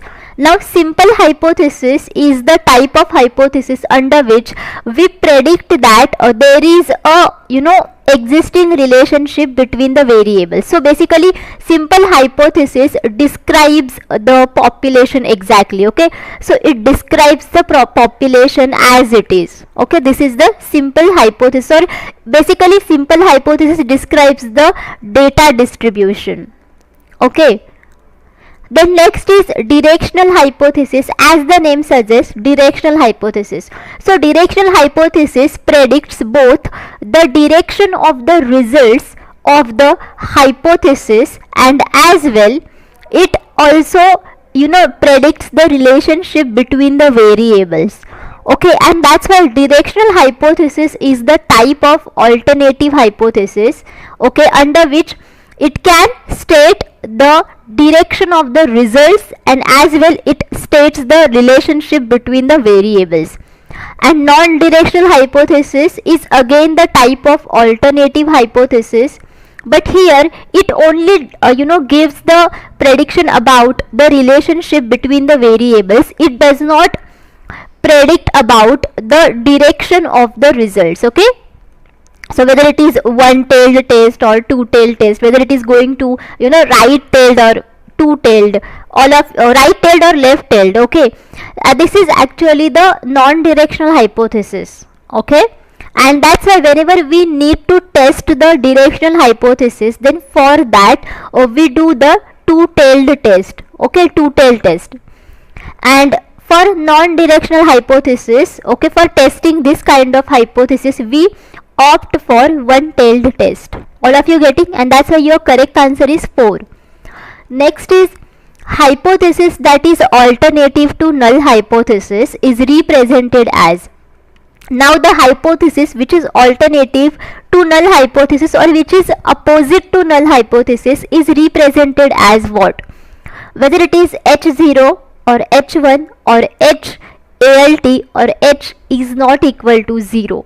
So basically students, null hypothesis suggests that or predict that there is zero relationship between the variables, and that's why the alternative hypothesis to null hypothesis predicts that there is the relationship between the variables. All of you getting? And that's why this kind of hypothesis is called as the alternative hypothesis, or it is also called as the research hypothesis. Okay, and it is denoted by H1 or HA. Okay, all of you getting? And that's why here your correct answer is H1, because alternative hypothesis is denoted by H1, not HALT. So most of the students make mistake in these denotations, but your correct answer is H1 or HA. But here HA option is not given, and that's why your correct answer should be H1. A statement made about a population for testing purpose is called. Okay, so whenever we make a statement about a population for testing purpose, then that statement is called as what? Whether it is called as statistic, whether hypothesis, whether level of significance, or test statistic. So obviously students, it is called as hypothesis, because as I have told you in the previous videos that hypothesis is a statement of prediction in that basically we predict the results of the research problem, right? And that's why hypothesis is a kind of statement, and we make this a statement based upon the population itself, and by making the hypothesis we can test it, okay? And that's why it is called as the hypothesis, okay? And level of significance is the concept which comes under the testing part of hypothesis, okay? So basically, level of significance can be denoted by alpha. So whenever the values of alpha is really very low, then your test results will be more significant. And I have told you in the previous videos when we were seeing about hypothesis testing part. I hope all of you understood these kinds of concept. If not, then you can watch my that video, okay? So students, now what is statistic? So statistic actually includes the lots of data sets, and we need to test those data sets, okay? This is nothing but the statistic concept. And test statistic means the type of statistical techniques by which we can test the hypothesis. For example, students, t-test is the test statistic, chi-square test is the test statistic, like that, okay? And that's why here the correct answer is 2, that is hypothesis. If the assumed hypothesis is tested for rejection, considering it to be true, is called. So whenever the assumed hypothesis is tested for its rejection and as well considering that it is true, then it is called as what? So whether it is called as null hypothesis, statistical hypothesis, simple hypothesis, or composite hypothesis. So students, as I have told you in the previous videos as well, there is only the one hypothesis which is called as the null hypothesis, and that only we are going to test, okay? We don't test other types of hypothesis in the research process. All of you getting? And that's why your correct answer should be 1, because basically null hypothesis predicts that there is the zero relationship between the variables, and for that only we need to test the null hypothesis so that we can reject it. And after rejection of null hypothesis, we can automatically accept the alternative hypothesis which predicts that there is a relationship between the variables. All of you getting? And that's why if the assumed hypothesis is tested for rejection, considering it to be true, then it is called as the null hypothesis, okay? Statistical hypothesis is the type of hypothesis into which basically this hypothesis is tested based upon the sample, okay? It is tested based upon the sample, okay? Simple hypothesis simply suggest or the relationship which is there already between the variables, and that's why simple hypothesis only describes the distribution of the data under the population under study. And what is composite hypothesis? Okay, so composite hypothesis is again the type of hypothesis, and in this basically hypothesis we don't actually assign the values of the variables. So basically we don't understand exactly the values of variables under the composite hypothesis. All of you getting? And it is called as the composite hypothesis, and that's why here your correct answer is null hypothesis. Next, a statement whose validity is tested on the basis of a sample is called. Now this kind of concept we have seen in the previous question, that so what is the type of hypothesis whose validity is tested based on the sample? Okay, so whether it is null hypothesis or statistical hypothesis or simple hypothesis or composite hypothesis. as I have told you earlier that it is called as the statistical hypothesis. So statistical hypothesis is the statement whose validity is tested on the basis of a sample. Okay, and that's why it is called as the statistical hypothesis. Okay, and I hope all of you understood exactly what is null hypothesis, then simple hypothesis and composite hypothesis. And one more thing is that I know the concept of composite hypothesis is little bit difficult to understand, but here actually you can't exactly give the numerical value, okay, to the null hypothesis specifically. In the composite hypothesis you can only give the information about the null hypothesis. You can only basically give the information about the variables, but you can't exactly assign the value to the variables under study. All of you getting? And basically this kind of statement whenever we make regarding null hypothesis or alternative hypothesis, then that kind of hypothesis will be called as composite hypothesis. All of you getting? Okay, and that's why your correct answer over here is statistical hypothesis, which is a statement whose validity is tested on the basis of a sample. Now next is a hypothesis which defines the population distribution is called. Now from these types of hypothesis, which is the hypothesis which defines the population distribution? So whether it is null hypothesis, whether it is statistical hypothesis, simple or composite hypothesis. So obviously it is called as the simple hypothesis. So simple hypothesis only defines the population distribution. For example, there is an existing relationship between the variables, then simple hypothesis only defines the relationship between the variables. That's it, and that's why it is called as the simple hypothesis, because it's very simple. Okay, now next, if the null hypothesis is false, then which of the following is accepted? Now this is the easiest question. When there is null hypothesis and which is false, okay, then after that what type of hypothesis we accept? Whether we accept again null hypothesis, whether we accept positive hypothesis, whether we accept negative hypothesis, or whether we accept alternative hypothesis. So obviously students, whenever the null hypothesis is false, then in that situation we automatically accept the alternative hypothesis, and that's why your correct answer is 4, that is alternative hypothesis. The type of test is defined by which of the following?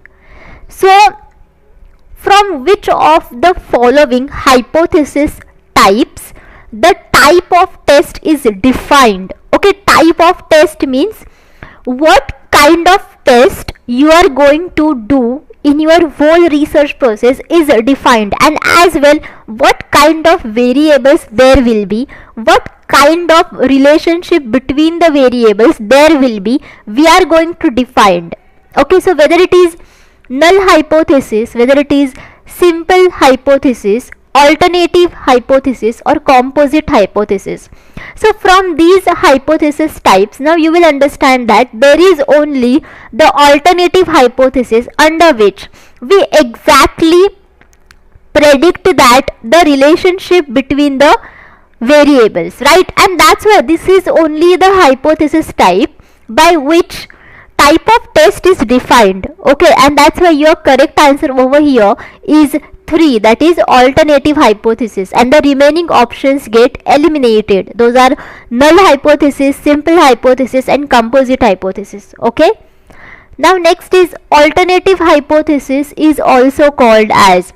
So what is the different name for alternative hypothesis? Whether it is composite hypothesis, research hypothesis, simple hypothesis or null hypothesis. As I have told you earlier in this video that alternative hypothesis is also called as research hypothesis, and that's why the correct answer is 2, that is research hypothesis. Okay, so now let us start with our today's session. Now the question 1 is, sampling is advantageous as it dash. So why, students, sampling is advantageous? Why we do the sampling in research? Okay, so because it saves time, because it helps in capital saving, because both 1 and 2, that is saves time and helps in capital saving or increases accuracies. Okay, so students, your correct answer is 3, that is both saves time and helps in capital saving. So first of all, students, there is a target population and every researcher wants to study the target population, but it includes lot of participants, and that's why no one can study lot of participants in a minimum amount of time, and that's why we do the sampling, so that we can select samples from the target population which will be the representative of the target population, right? And basically sampling is advantageous because it saves our time, and as well it helps in capital saving, because sampling does not include that much amount of people, and that's why we don't need that much amount of funding for doing the data collection, and that's why it helps in capital saving as well. That's why your correct answer should be 3. Okay, next is, which of the following are popular complex random sampling designs? So which of these are the popular complex random sampling designs? So random sampling designs are basically nothing but the probability sampling techniques. Okay, and under this sampling technique, a researcher actually randomly selects the participants from the target population. So let us see here different options: systematic sampling, then stratified sampling, then simple sampling, then cluster sampling, then basic sampling. So students, your correct answer over here should be 2, that is A, B and D. Okay, because A, B and D, these are the complex random sampling designs. Okay, complex means there is many steps and it is basically opposite than simple random sampling. So let me explain you why. So within the systematic sampling technique, there is a heterogeneous population or homogeneous population, and in this population what we do, we actually have a, for example, finite population. For example, I have 100 number of people in a population and I need to select the samples. So what I will do over here, I will divide these 100 number of people into equal intervals. For example, I will do 1 to 10 interval, then 11 to 20 interval. So like this I will do up to 100 number interval. Okay, then first of all I will select randomly any number from this 1 to 10. For example, if I select 7 number, then in every next interval I am going to select 7th number. So for example, between 11 to 20 I will select 17. Between 21 to 30 I am going to select 27. So firstly I am going to randomly select 7 number, then after that in each interval I am going to select the nth number. Okay, all of you getting? And this is called as a systematic sampling, but it is random sampling design because at the first time I am going to select the sample randomly over here. Okay, and that's why it is called as the complex random sampling design, because here we are going to do lots of procedures, and as well we are going to do the procedures by using randomly selecting the sample, and that's why this is complex random sampling design. Next is stratified sampling. Now stratified sampling actually is done when there is obviously the heterogeneous population, whenever population includes lots of characteristics of people. Okay, or people which have the lots of characteristics, I mean to say different characteristics. So for example, here I have heterogeneous population. So what I am going to do is I am going to divide this population into different subgroups. For example, S1 subgroup, S2, S3, like that. And I am going to select the samples randomly from each subgroup. And after that, finally, I will make a sample. Okay, this would be the stratified sampling technique. So here as well I am going to select the samples randomly, and that's why this is random sampling design. And over here as well I am going to use different kind of procedures. Okay, and that's why this is complex random sampling design. Okay, now next is cluster sampling. So within the cluster sampling, again there is a lots of amount of population, and basically it is heterogeneous population, and again here I am going to divide the whole population into different subgroups like S1, S2, S3, but over here I am going to select whole subgroup from these subgroups randomly. For example, I will select randomly S1 subgroup, I will select randomly S4 subgroup, okay, and then finally I will make a sample. Okay, so this is called as the cluster sampling, and that's why this is as well the complex random sampling design. And within the simple sampling, there is only the way that we are only selecting the samples randomly from the whole population. This is the only one process or step we are going to do in simple random sampling technique, and that's why this is only the simple random sampling technique, not a complex random sampling technique. And that's why your correct answer should be 2 over here, that is A, B, D only, because over here systematic sampling, stratified sampling and cluster sampling, all of these are the complex random sampling designs. Okay, next, random sampling is helpful as it is dash. So why random sampling design is helpful? Because it is reasonably accurate, because it is free from personal biases, because it is an economical method of data collection, because all of the above. So students, as I have told you earlier in the question 2, that within the random sampling technique we are going to select the samples randomly from the whole population, and that's why it is reasonably accurate, because we are going to select the samples randomly, so we don't know exactly whether we are going toward the specific characteristic or not. Basically here we can select all the kinds of people from the target population, okay, which include lots of characteristics, and that's why it is reasonably accurate.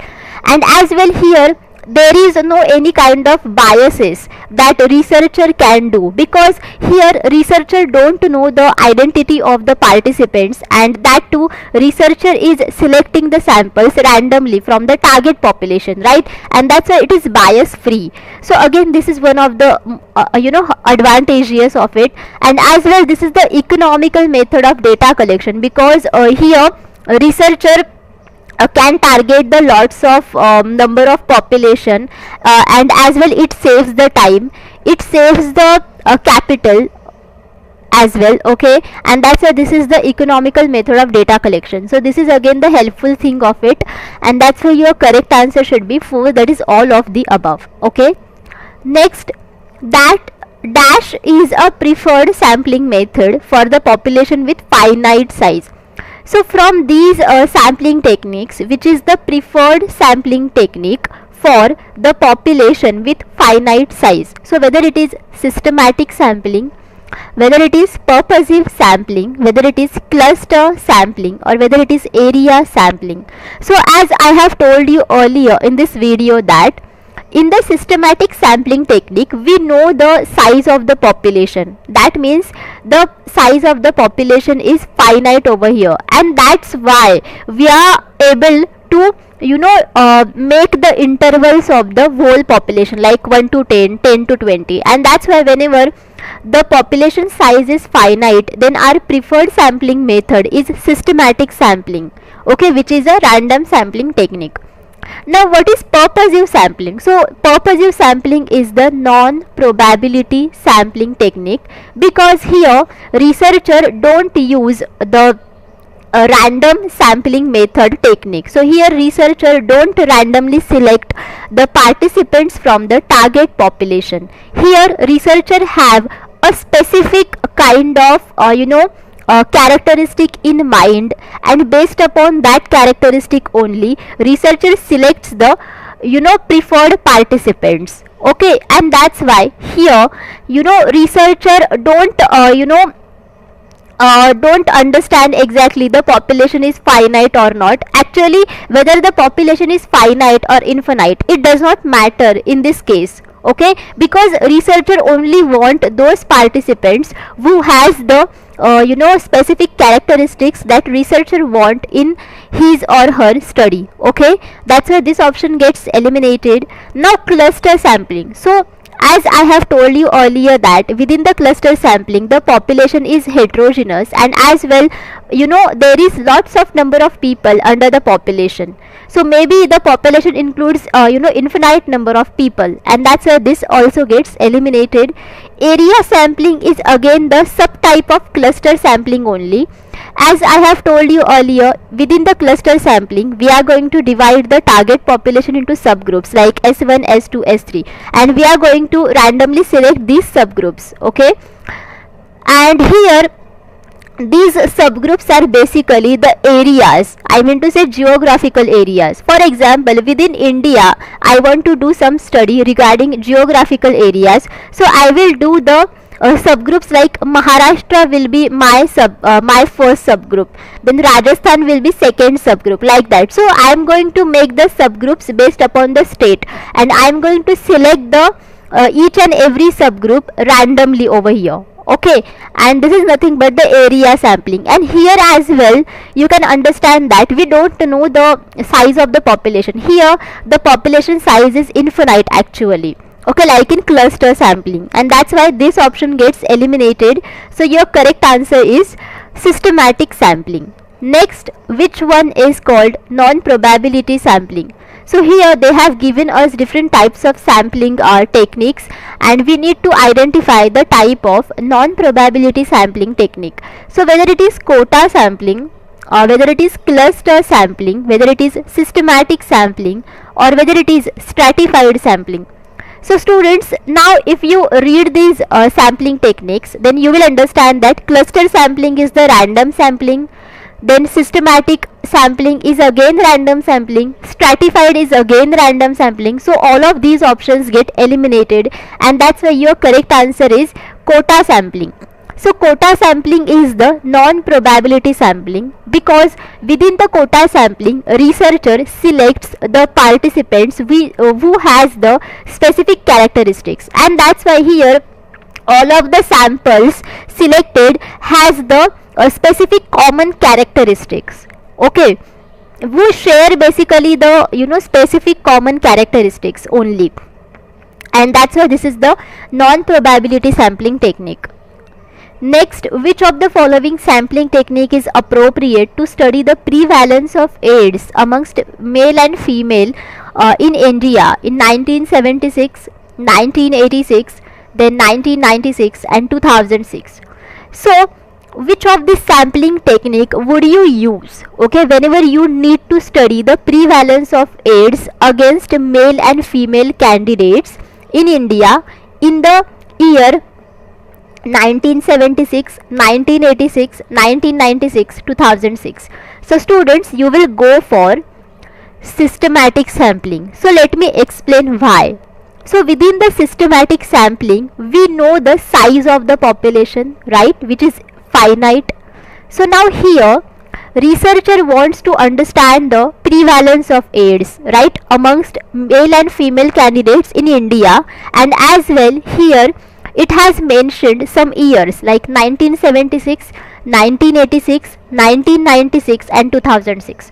So each and every year India announces the population of the people in India in that year, right? So for example, researcher knows the population size of India in 1976 year, as well 1986 year, 1996 year and 2006 year. So what researcher will do now? Researcher over here now make a group of people, okay, and he will now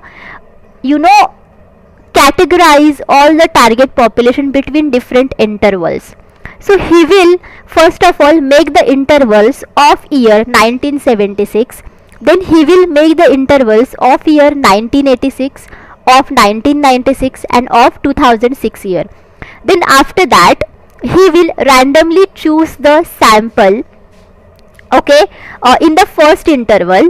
Then after that he will choose the samples every nth interval in the subsequent intervals, and finally he will make a proper sample, okay, finally. And then accordingly he will study by using this sample only. So why researcher will follow this sampling technique? Because from this sampling technique researcher can reach both the types of gender like male and female, and as well researcher can study each and every year, okay, like 76, 86, 96 and 2006, okay. And that's why he will be able to target each and every year, and as well each and every gender. And that's why here the study will be more accurate, because here he is addressing, you know, most of the accurate sample, okay. And that's why he can use such sampling technique, and this sampling technique will saves the time of the researcher. So within the quota sampling, researcher actually uses the particular characteristic of you know, people, and accordingly he select that kind of people who has that characteristic. But over here researcher don't know exactly who has AIDS and who has not. That's why this sampling technique won't be useful over here. Within cluster sampling technique, basically researcher, what does he actually you know, randomly select the subgroups from the target population. But over here the target population is not actually infinite, it is finite, and this technique as well won't be useful. Within the stratified random sampling, researcher makes the subgroups and randomly then select the samples. But actually this is the useful, but this is not preferred sampling technique, because systematic sampling technique will be more preferred than stratified random sampling. So this again gets eliminated. That's why your correct answer should be 3, which is systematic sampling, okay. Which one of the following principles is not applicable to sampling? Now here they have given certain principles of sampling techniques, and which is the principle which is not applicable to sampling technique. So whether it is sample units must be clearly defined, whether it is sampling units must be dependent on each other, whether it is same units of sample should be used throughout the study, whether it is sample units must be chosen in a systematic or objective manner. So your correct answer should be 2, because sample units must not be dependent on each other. When sample units are dependent on each other, then that sampling technique would be unethical, and as well it would be biased, okay, because the sample units are dependent on each other, okay. And that's why this is the principle which is not applicable to sampling. Sample units must be clearly defined. Yes, this is one of the principle which is applicable to sampling. As well, same units of sample should be used throughout the study. When we use different units, then obviously our results won't be accurate, right? So this is again the one of the principle which is applicable to sampling. Sample units must be chosen in a systematic and objective manner.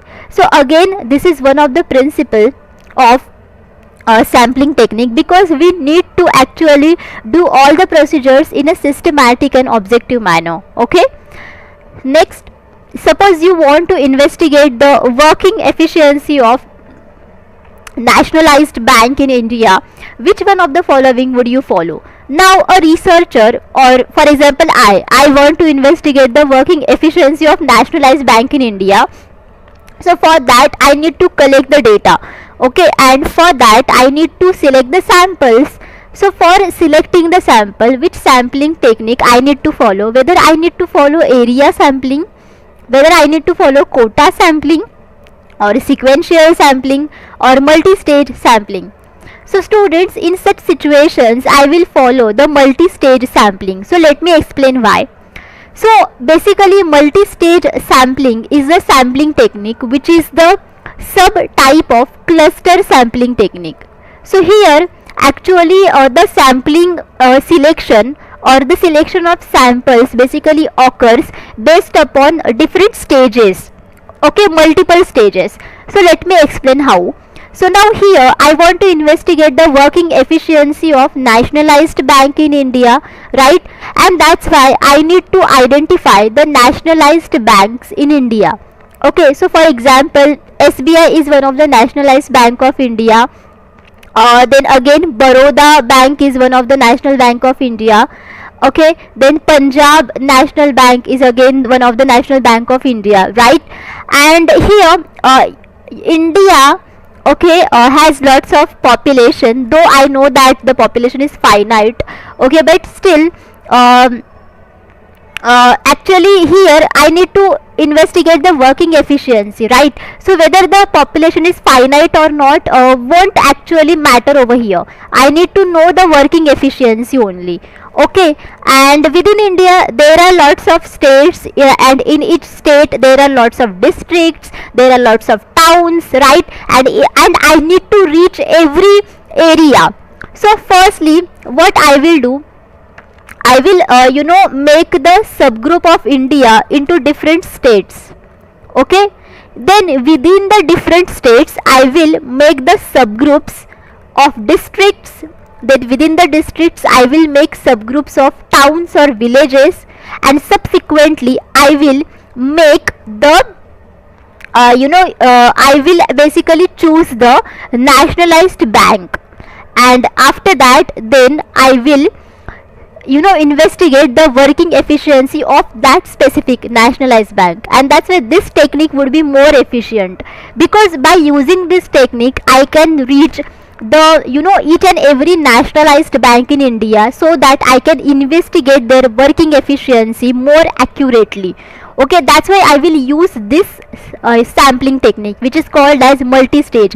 It is called as multi-stage because over here you can see I have selected the samples between the multiple stages. Like I have made the states, okay, groups, then I have made the groups of districts, then at the last I have made the groups of towns or villages. Okay, now I have explained you what is area sampling, I have explained you what is quota sampling.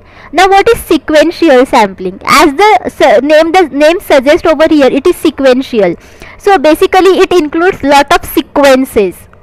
Okay, for example, whenever researcher don't know exactly whether the particular sampling technique will be feasible or not, then in such kind of sampling techniques he will first of all use a minimum amount of participants in his or her sampling technique, and after that if he finds that that particular sampling technique is feasible, or whether he is getting a accurate kind of data, then after that again he will select the samples. So here researcher basically sequentially selecting the samples. All of you getting? And that's why here your correct answer should be 4, that is multi-stage sampling technique. When a research problem is related to heterogeneous population, the most suitable sampling method is, now here when there is a heterogeneous population, then what type of sampling method a researcher should follow, whether it is lottery method, whether it is cluster sampling, or whether it is stratified sampling or convenient sampling. Now all of you understood that in such kind of situation you need to follow stratified sampling technique, because there is a heterogeneous population which includes the people who has different characteristics, and that's why over here we need to make the subgroups of this heterogeneous population, and I am going to select the samples randomly from each subgroup. All of you getting? Okay, and that's why whenever there is a heterogeneous population, then stratified sampling technique will be more feasible. Okay, what is lottery method? So now lottery method is the random sampling technique, and in such sampling method we are going to select the numbers randomly, and here we are going to assign each number to the subject. All of you getting? Or you are going to assign each number to the each participant. Okay, and accordingly I am going to select such numbers randomly, and that's why this is the random sampling technique. Then all of you understood now cluster sampling. Then convenient sampling technique is again the non-probability sampling technique, and here a researcher actually based upon his or her convenience select the samples. For example, a researcher is in a university, okay, on a Tuesday, then he will select the participants who are there in the college on that day only. Okay, then he won't do any other practices over there. Okay, so based upon his or her convenience, researchers select the samples, and that's why it is called as the convenient sampling technique. Okay. Now next, which of the following sampling methods is based on probability? Now here they have asked you exactly which is the sampling technique from these sampling techniques is the probability sampling technique. So whether it is quota sampling, whether it is stratified sampling, whether it is judgment sampling, or whether it is convenience sampling. Okay, so now all of you understood that there is only one sampling technique, which is stratified sampling technique. It is the probability sampling technique. Okay, and all others are non-probability sampling technique. So now all of you understood what is quota sampling, what is convenience sampling. So now let us see what is judgment sampling. So judgment sampling technique is also called as the purposive sampling technique. So here researcher has a specific purpose towards the participant, and that's why he purposively selects that participant only. Okay, in some cases actually researcher wants the more secure or sensitive information, and that's why researcher purposively wants those participants only who will be provide that sensitive information to the researcher, right? And that's why it is called as the judgment or purposive sampling technique, which is again the non-probability sampling technique, and that's why here your correct answer should be 2. The question 1 is, for the study of any population, sampling is conducted because it is dash.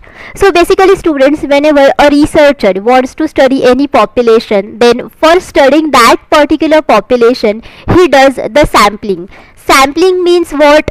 You know, taking out some samples from the population for the study. And why we do this? Okay, why this is essential? What is the reason behind it? So whether it is expensive, whether it is difficult, whether it is time efficient, or whether it is biased.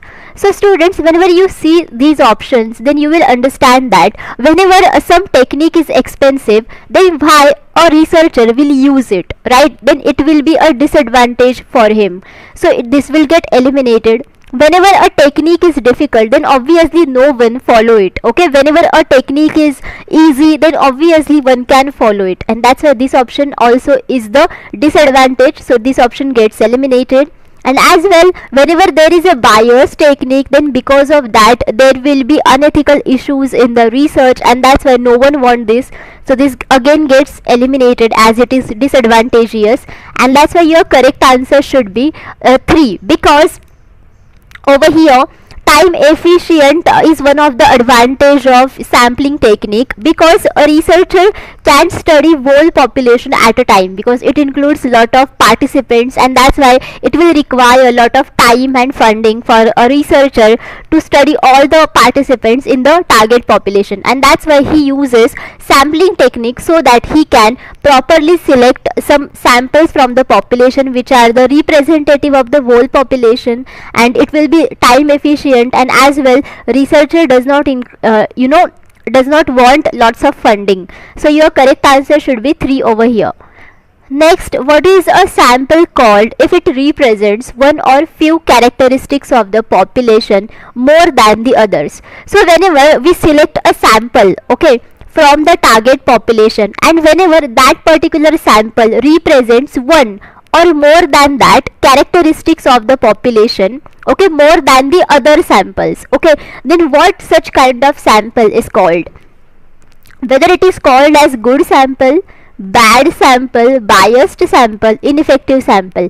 So students, such samples are called as biased samples because it has more than one characteristics of the population, okay, than the other samples, okay, because it means that researcher selectively selected such samples, okay, because they have these characteristics, and researcher over here has not randomly selected the samples, and researcher has, done a biased over here, and that's why this sample has been selected, okay, and that's why it is called as the bias sample. Okay, why are sampling triads important in sampling? So within the sampling technique, why sampling triads means sampling characteristics are important. So first of all, they help us in deciding the sample size. They help us to differentiate between useless units and useful units, or they form the basis of the research questions, or they are the deciding factor in the inclusion of a unit in the sample. So basically students, the characteristics of samples are really most important things, because these characteristics of the samples, are the representative of the target population, and that's why because of these characteristics only we select the samples from the target population, and that's why this would be the deciding factor. Okay, based on that factor basically we decide whether we want to select that particular sample in our study or not, and that's why it is very important in sampling, and that's why your correct answer should be 4, because they are the deciding factor in the inclusion of a unit in the sample. Okay, which of the following is true about sampling? Now here they have given us some statements regarding sampling, and we need to identify the true statement about sampling.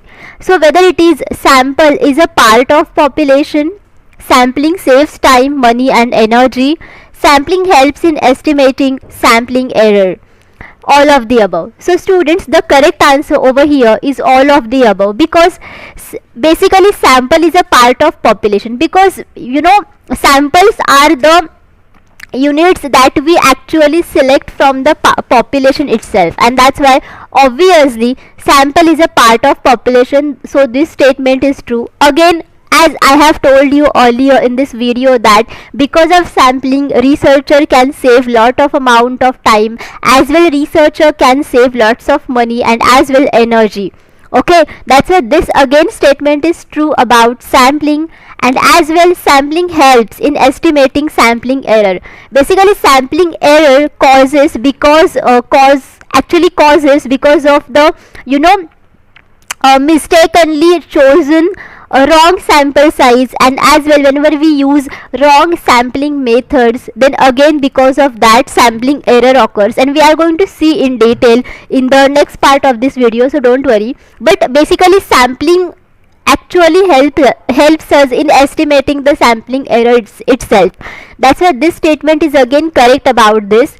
That's why your correct answer should be 4, because all of these statements are true about sampling.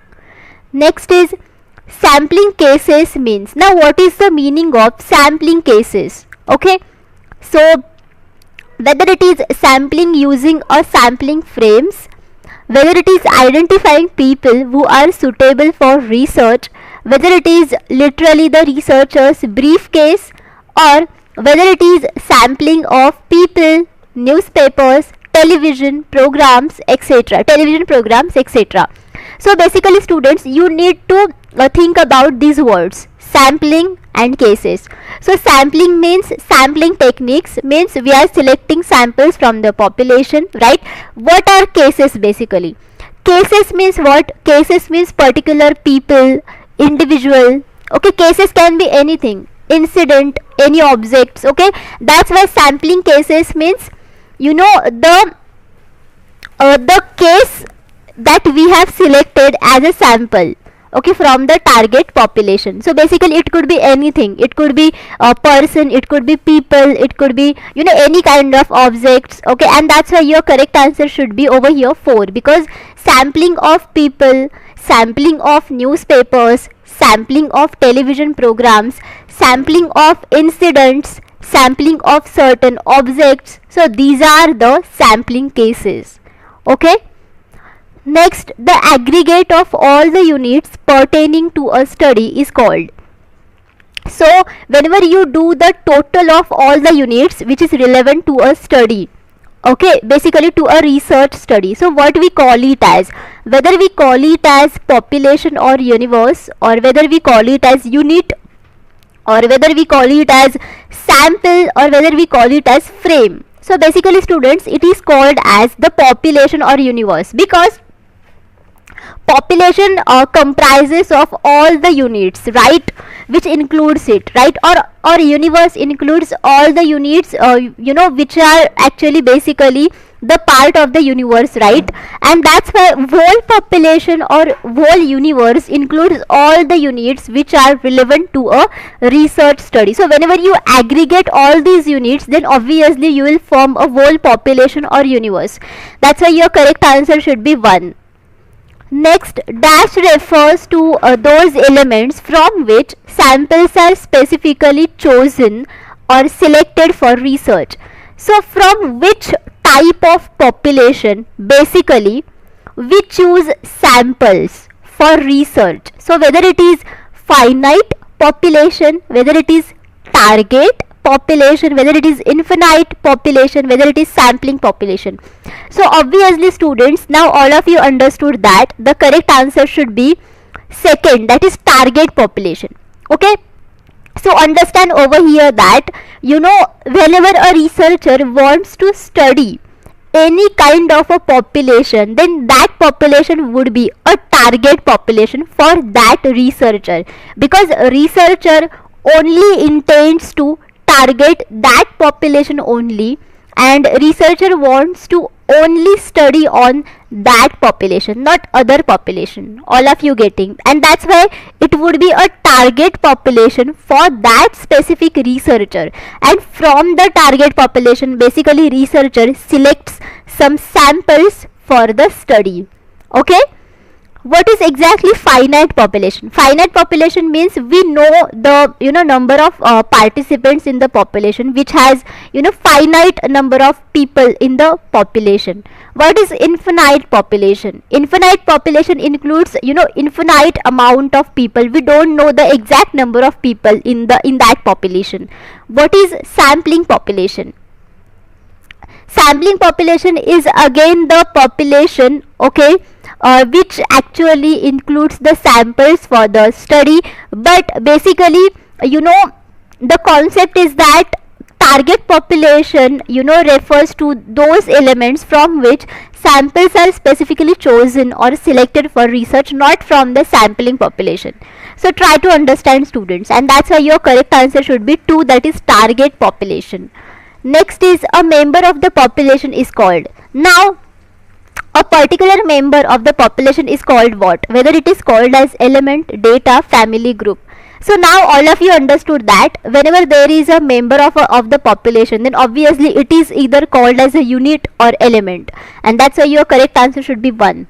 Okay, the population to be sampled is divided into units which are known as.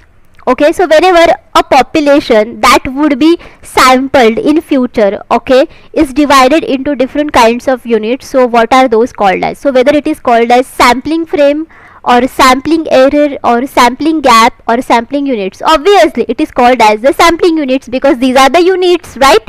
So for example, I have 1000 people of population, and this population is need to be sampled, and that's why it is divided into different units. Okay, S1, S2, S3, S4. So these are the 4 units. So basically this is called as one of the sampling unit, this is called as another sampling unit, this is called as sampling unit, this is called as sampling unit, and that's why your correct answer should be 4 over here. Okay, and a sampling frame basically is the frame, okay, from or you can say which includes all the samples that already we have selected for a study. So this is called as the sampling frame. But sampling units basically includes the units, okay, of the population to be sampled. Okay, and it does not give the guarantee that it includes all the participants which are selected for the study, but sampling frame includes all the population or participants which are selected for the study. And all of you now understood that error, here the sampling error causes because of the wrong selection of sample size, and as well because of the wrong selection of the sampling technique that we are going to see in the next video, so don't worry. And sampling gap means the gap which is there between the sampling procedures. Okay, next, which of the following are steps in sampling process? Now here they have given some steps of sampling process, and we need to find out exactly which of these are the steps in sampling process, whether they are defining target population, whether selecting and identifying the sample method, or choosing sampling frame, or all of the above. So students, all of these basically are the steps in sampling process. So first of all, we need to define the target population, which is the most important step, and after that we need to select the sample from the population, and for that we need to identify which type of sampling method we need to choose, whether we need to choose probability sampling method or we need to choose non probability sampling procedure. We are going to see this things in the next part of this video, so don't worry. And as well we need to choose the sampling frame that I have told you earlier, right, which includes what? Sampling frame basically includes all the participants which are selected for the study. Okay, and that's why all of these are the steps in sampling process. So that's why your correct answer should be over here 4. Okay, so let us see step by step what are the different steps in sequence in sampling process. So first of all, you need to define the target population. What would be your target population? Okay, then you need to decide exactly what type of sampling method you are going to use, whether you are going to use probability sampling method or non-probability sampling method. Then select the sampling frame or choose the sampling frame. Okay, so these are basically the steps in sequence in sampling process. Okay, that's why your correct answer should be 4. A t-test consists of n pairs of observations. What is the number of degrees of freedom for the test? So here they have given us that there is a pair t-test and it consists of n numbers of observations, n pairs of observations basically, and we need to find out the number of degrees of freedom. So students, degrees of freedom, this concept is really important in the statistical tests, because through the degrees of freedom only we can find out the results of test statistic. And degrees of freedom means that free entities or free pieces of information of the data, and this is really very much important.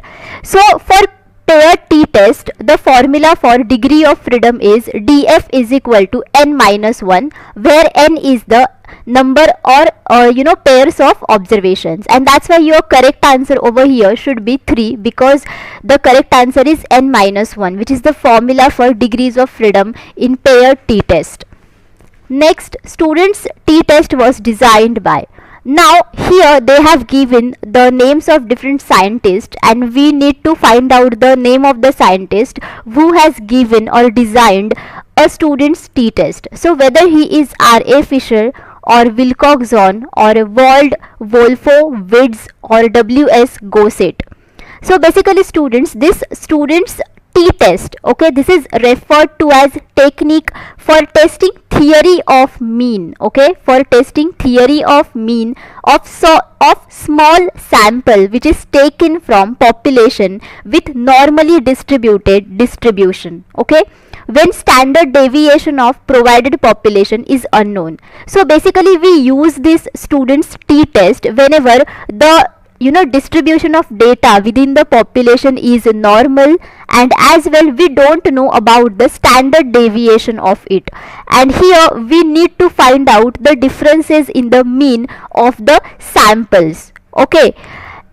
And this is the technique, and this is basically designed by William Silly Gossett, and that's why your correct answer should be for W.S.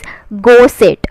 And the formula for students t-test is equal to x1 bar minus x2 bar upon under root s square in bracket 1 upon n1 plus 1 upon n2. Okay, so here x1 bar is the mean of sample 1 or group 1, x2 bar is the mean of sample 2 or group 2, s square is the standard deviation value if they have given. Then basically here the actually value of standard deviation is unknown, but here is the formula is like this.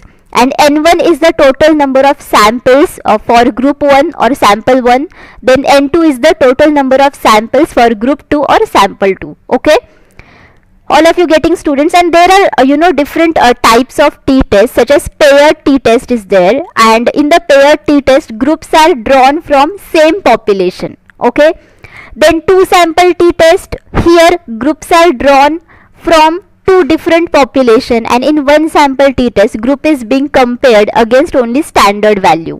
Okay, but here your correct answer should be 4. Okay, next, which one among the following statement is true in the context of the testing of hypothesis? Okay, so here they have given us different statements regarding the testing of hypothesis part, and we need to find out the true statement which is relevant to the testing of hypothesis concept. So the first statement is, it is only the alternative hypothesis that can be tested. It is only the null hypothesis that can be tested. Both the alternative and the null hypothesis can be tested.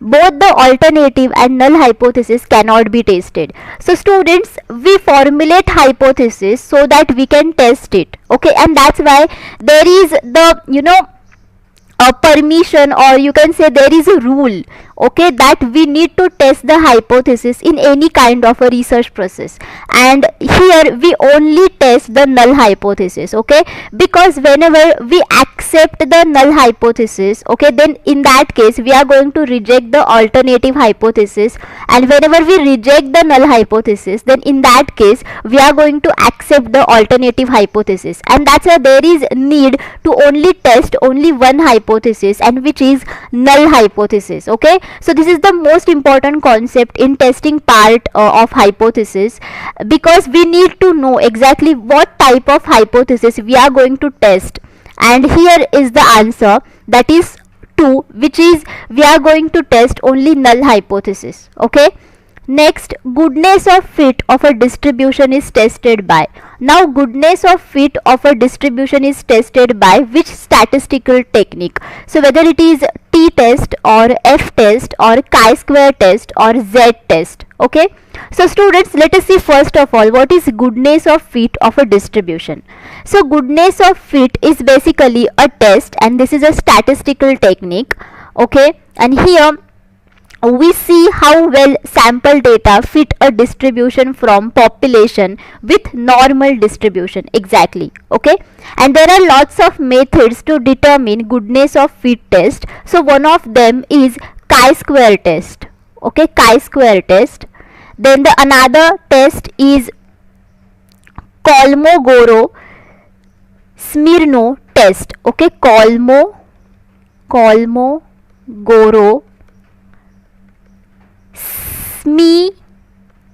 Smirnov test.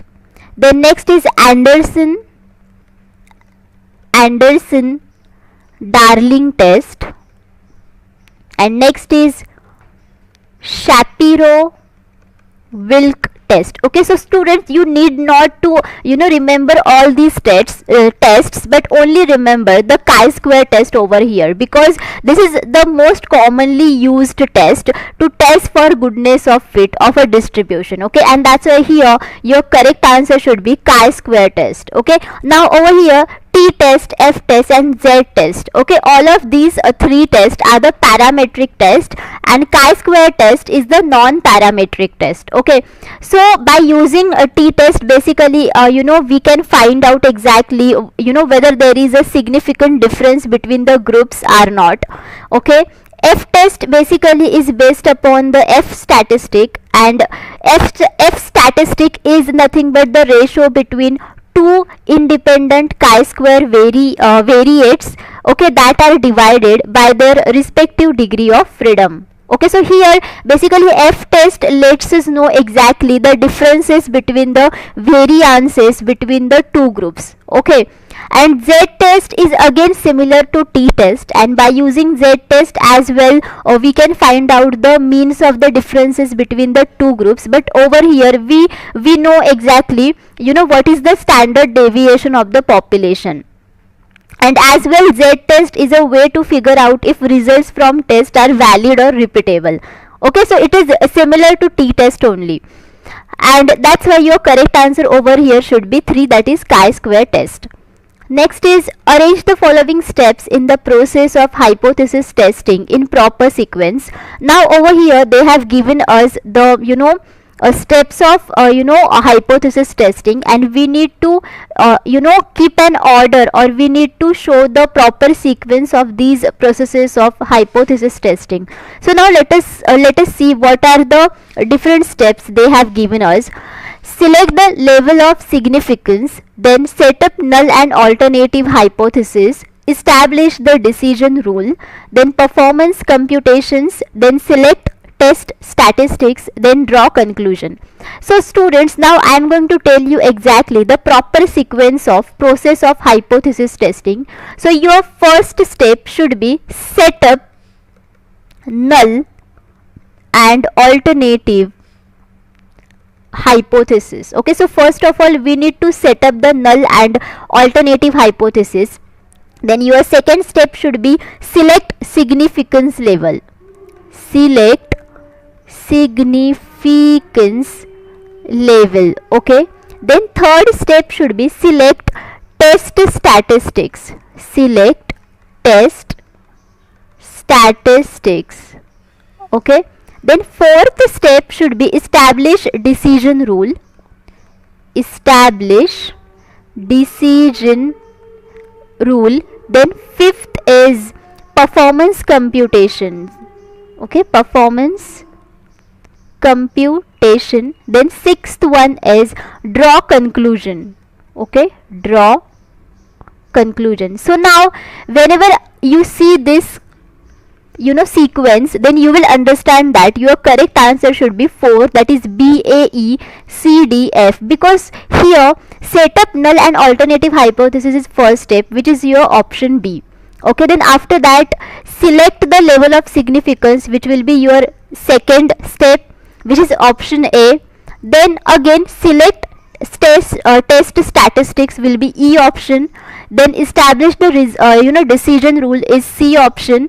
Then performance computations D option, and draw conclusion F option, and that's why your correct answer should be 4. Okay, next, which among the following are non-parametric statistics? So over here they have given us some names of non-parametric statistics, and we need to identify from this list what are those non-parametric statistics. So T test, F test, Spearman's rank order correlation, Mann-Whitney-Wilcoxon test, or Kindle coefficient of concordance. Okay, so students, as I have told you earlier in the previous videos, that there are basically two types of tests, and those are parametric and non-parametric tests. And parametric tests basically based upon certain assumptions about the population, but non-parametric test does not assume any assumptions regarding the population. Basically non-parametric test follows a distribution free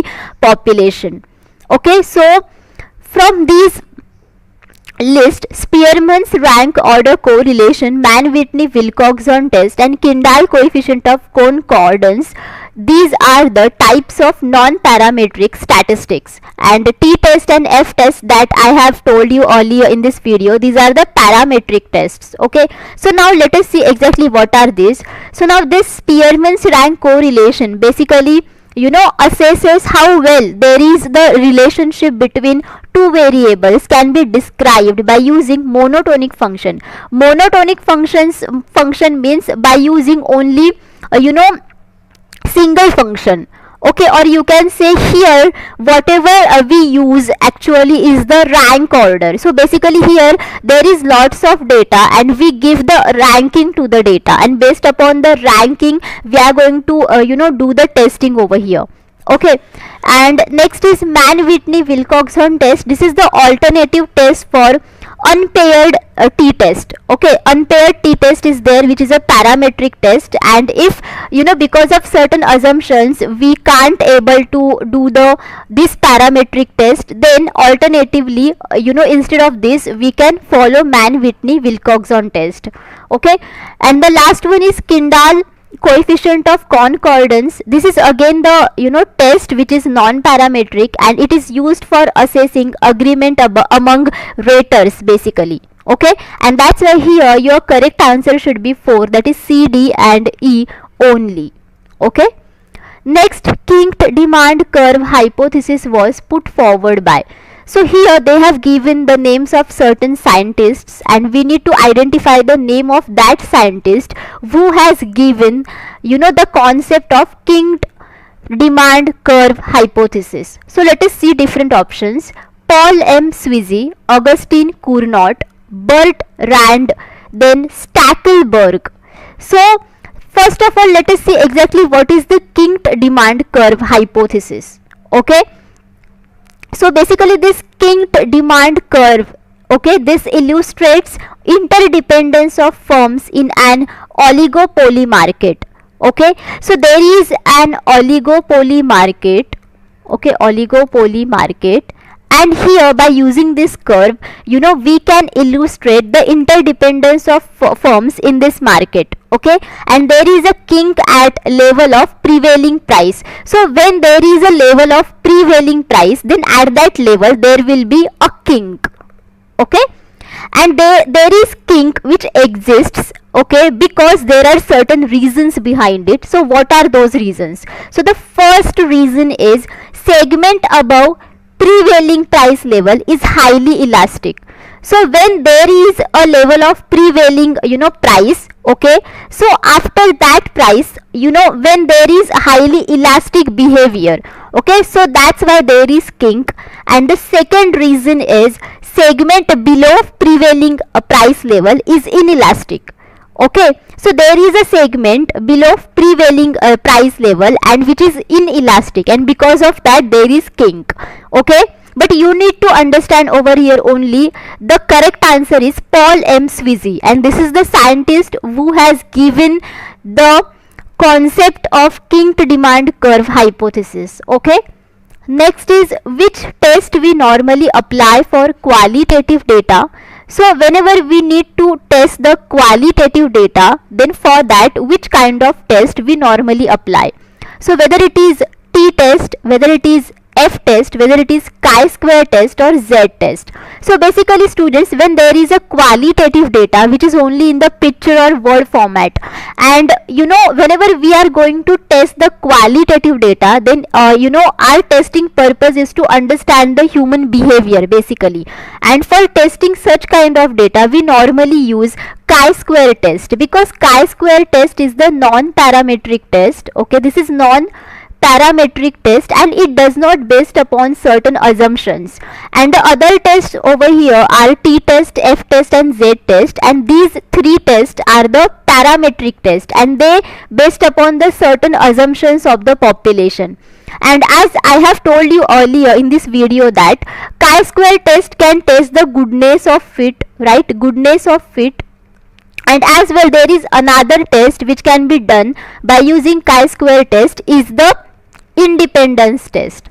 Okay, independence test, and that's why whenever we need to test the qualitative data, then we normally apply chi-square test. Okay, and that's why your correct answer should be 3.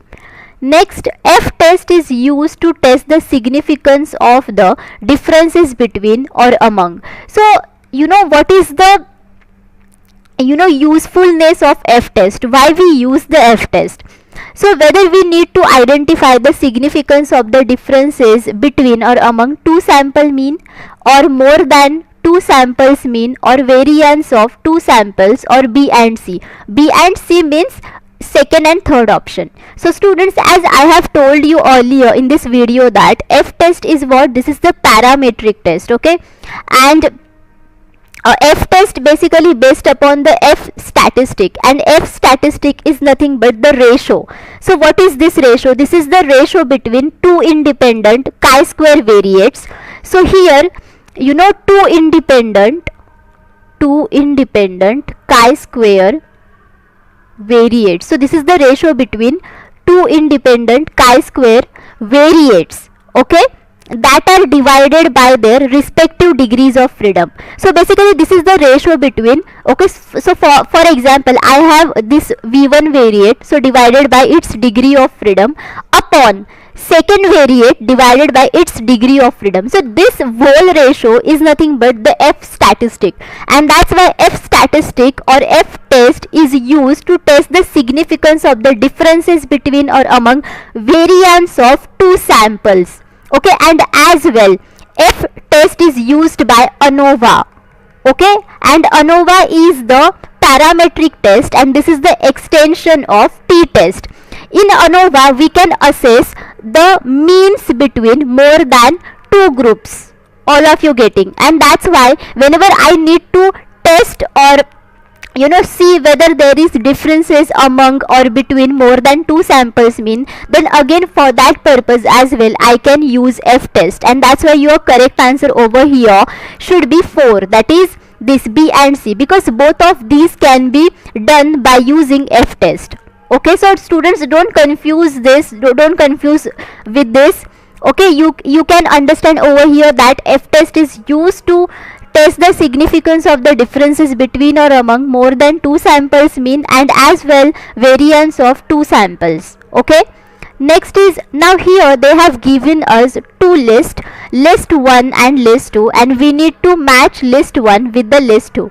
So now let us see over here first of all what is list 2. So in list 2 they have given certain you know, names of the test: Z test, chi-square test and F test. And here in list 1 they have given the, you know, use of these tests, why we use this test.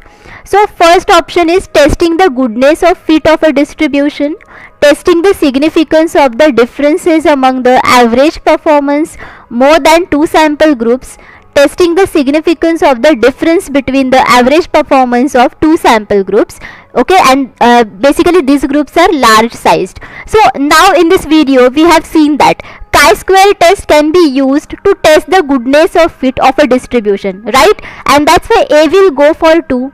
So Z test and F test both are parametric test, okay. And earlier in the previous question itself we have seen that, okay, whenever I need to, you know, test for the differences among the, you know, performance of more than two sample groups, then in that case I can use F test, and that's why here B will go for 3, and obviously the remaining option C will go for 1, which is Z test, and that's why your correct answer should be 2 over here. So you can see here A will going for 2, B 3 and C1, okay. So this should be your correct answer. Start with our today's session. Given below are two statements, statement 1 and statement 2. So let us see what are these statements. The null hypothesis states that students will recall significantly more information on a Monday morning than on a Friday afternoon, okay. And what is statement 2? The alternative hypothesis states that there will be no significant difference in the amount recalled on a Monday morning compared to a Friday afternoon. So over here students, we need to answer the question like which of these statements are basically correct or incorrect. All of you getting? And as I have told you earlier in yesterday's video only, that null hypothesis states basically about that there is no relationship between the two variables, okay, no relationship. But alternative hypothesis states that there is relationship between the two variables. But if we read both of these statements, then within the null hypothesis part they have mentioned that there is significant, you know, relationship between the information on a Monday morning, okay, and on a Friday afternoon. So there is basically the difference, okay, between the information grabbed by the student on a Monday morning and as well information grabbed by a student on a Friday morning, Friday afternoon basically. But in the alternative hypothesis, they have stated that there is no any significant difference between these two things, and that's why exactly opposite statements have been stated over here. So in the place of null hypothesis, they have given the definition of alternative hypothesis, and in the place of alternative hypothesis, they have given the definition of null hypothesis. And that's why your correct answer should be should be 2, because both of these statements are incorrect. All of you getting, students? Because both of these statements are incorrect. Okay. Now next is a hypothesis that states zero difference or no difference between the parameter and its assumed value is known as. So whenever a hypothesis states us that there is no difference or zero difference between the parameter and its assumed value, then what type of hypothesis is it? Whether it is simple hypothesis, whether it is directional hypothesis, or whether it is non-directional hypothesis, or whether it is null hypothesis. Okay, so as I have told you earlier in this video only, that such kind of hypothesis is called as the null hypothesis. So you can actually familiarize the word null. So the meaning of null itself is zero. Okay, so it means that there is zero difference or there is zero relationship between the parameter and its assumed value. Okay, what is simple hypothesis? So basically simple hypothesis states us the exact relationship between the variables. Okay, there are already, okay, whatever relationship between the variables already there, okay, exact relationship is going to be stated by simple hypothesis. Okay, now what is directional hypothesis? So basically directional hypothesis is the hypothesis which states about the result in one direction only. Okay, it has only one direction, and that's why this kind of hypothesis is tested by one tail test. Okay, and I think we have seen this test as well in yesterday's video, so for that you can refer to yesterday's video. And what is non-directional hypothesis? So this is exactly opposite to the directional hypothesis. Okay, because here the hypothesis does not state about the direction of the results of the test, and that's why this hypothesis is tested by two-tail test. Okay, two-tail test, and that's why your correct answer should be 4, students, which is null hypothesis. When a researcher rejects a true null hypothesis in his or her study and accepts the alternative hypothesis, what type of error is likely? So whenever a researcher rejects a true null hypothesis and accepts the alternate hypothesis, then after that what type of error will occur? As I have told earlier in previous video, students, that there are two types of error occur. Okay, whenever we test the null hypothesis in the research process. So those types of errors are type 1 error and type 2 error. So basically, students, type 1 error occurs when we reject the true null hypothesis. Okay, whenever we reject the true null hypothesis, then in that situation type 1 error occurs. And whenever type 2 error occurs, then in that situation we are going to accept the false null hypothesis. Okay, false null hypothesis. So these two concepts are really important to all of you, because on these concepts every time at each year you will be getting questions in the PhD entrance test. Okay, and that's why in this question your correct answer should be 1, that is type 1 error, because the question asked regarding type 1 error itself, because here we are going to reject the true null hypothesis over here, and in that situation type 1 error occurs. Okay, the probability of not accepting the null hypothesis when the alternative hypothesis is acceptable is called. So what is the probability of not accepting the null hypothesis and in that situation basically alternative hypothesis is acceptable. So it means that here null hypothesis is false, and that's why we are not accepting it. Okay, so what is the probability of this kind of situation? So whether it is a rejection range, whether it is demarcation, or whether it is normative incidence, or whether it is power. So students, your correct answer should be power, because power is the probability of rejecting null hypothesis when in fact it is false. So whenever this null hypothesis is false, actually it is false in reality, and that's why we are rejecting it. Okay, and the probability of rejecting this false null hypothesis is basically called as what? Power. Okay, and that's why your correct answer should be 4. Okay, and that's why you can also say that power is the probability of avoiding type 1 error, or power is the probability of not making type 2 error, in simple words. Okay, so there are lots of definition for power, but in simple words you can say that power is the probability of not making type 2 error. All of you getting?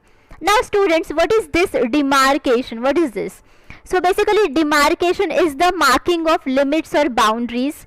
Then what is this normative incidence? So basically normative incidence is taken from the normative data itself. Okay, and this is the data from a reference population that establishes a baseline distribution for score or measurement, and against which score or measurement can be compared. Okay, and what is rejection range? Rejection range is also called as the critical range. Okay, and this is the region and is a set of values for test statistic for which null hypothesis is rejected. Okay, so it includes the values, and for these values basically we are going to reject the null hypothesis. But for this question your correct answer should be 4, that is power. Next, given below are two statements. Now here as well you have been given two statements, statement 1 and 2. Okay, and we need to give the answers, basically what are the statements correct from these two statements. Okay, now let us see what is statement 1. Type 1 error refers to the decision to reject the null hypothesis when it is incorrect. Okay, and what is statement 2? Sampling error occurs due to the violation of the principle of random sampling. So basically, as we have seen earlier in this video, that type 1 error, basically what is that? This refers to the decision that we are going to reject the null hypothesis, okay, when it is basically true or correct. Okay, but exactly opposite is given in this statement. Okay, and that's why this statement becomes false. And what is the second statement? Sampling error occurs due to the violation of the principle of random sampling.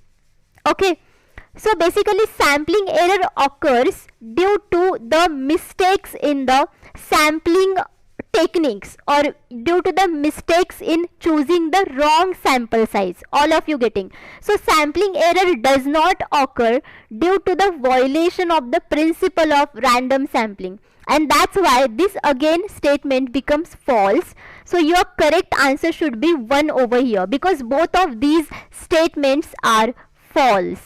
Okay, using an appropriate parametric test in a research project, the researcher finds evidence to reject the null hypothesis.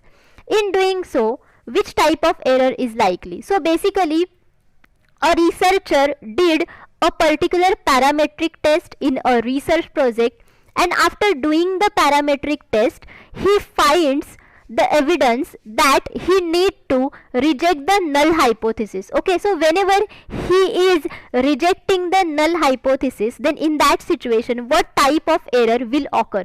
So whether alpha error will occur or beta error will occur, or both alpha and beta errors will occur, or neither alpha not beta error will occur.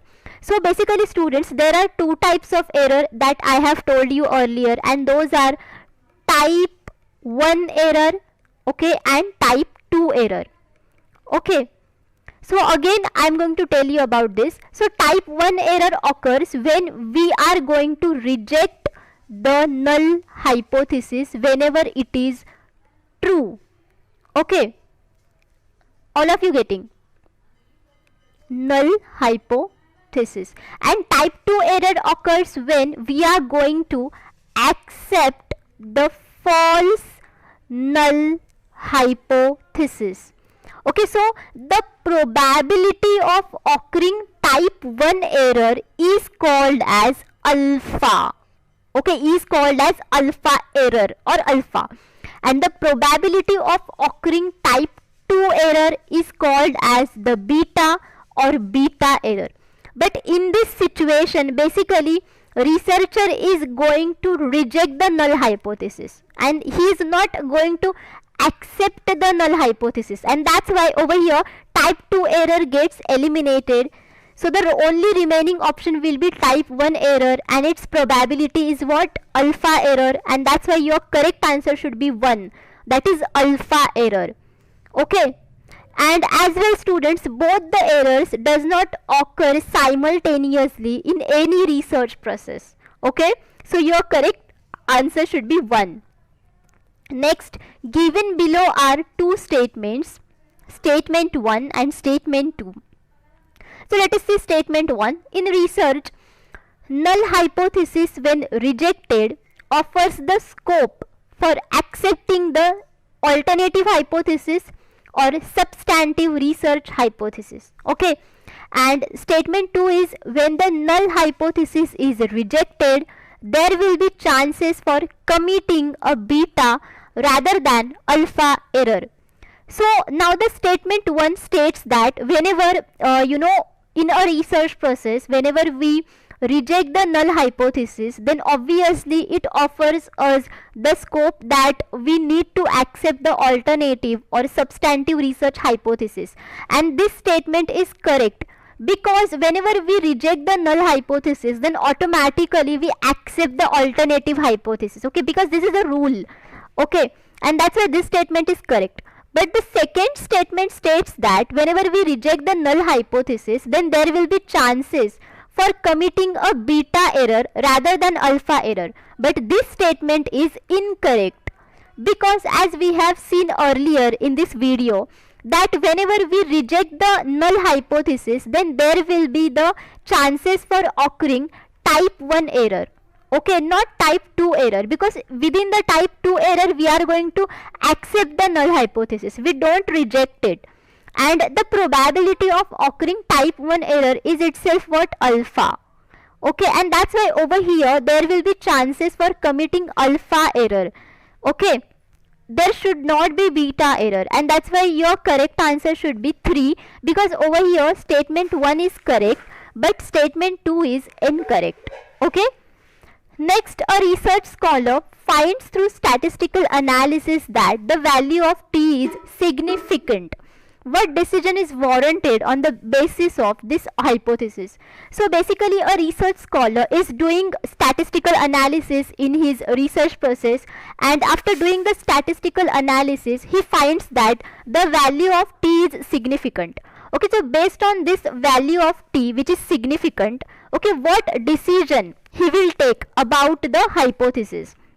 So whether he will reject the null hypothesis, or whether he will accept the research hypothesis, or whether he accept the null hypothesis, or whether he reject the research hypothesis, or whether there is no decision is warranted in respect to the research hypothesis. So as I have told you earlier that whenever we reject the null hypothesis, then obviously we need to accept the research hypothesis and vice versa.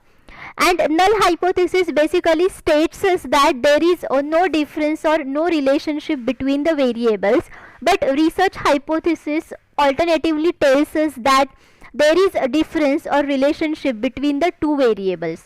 Okay, and over here after doing the statistical analysis, researcher has got a t value significant. So it means that whenever we get the t value as a significant value, then we need to accept the research hypothesis over here. Okay, and that's why in this situation we need to reject the null hypothesis, and that's why the two decisions is warranted over here on the basis of this hypothesis. And these two decisions are that a null hypothesis should be rejected and research hypothesis should be accepted. So your correct answer should be 1, that is A and B only. Okay. Next, hypothesis in research means. What is the meaning of hypothesis? As I have told you earlier in the previous video as well, hypothesis is the basically the prediction of the results of your whole research process. Okay, and that's why whenever you are doing a proper prediction, then this is a statement, and basically this statement includes a proper clarity about the variables under study. It includes the clearly definition about the proper relationship between the variables. Okay, and that's why hypothesis is intellectual guess, this is a brilliant guess, and this is an intelligent guess, all of these. Okay, and that's why your correct answer should be 1, that is 1, 2 and 3. So hypothesis can't be a negative guess. Okay, because if it would be a negative guess, then how we can test it? Okay, and that's why always it should be an intelligent, then intellectual and brilliant guess.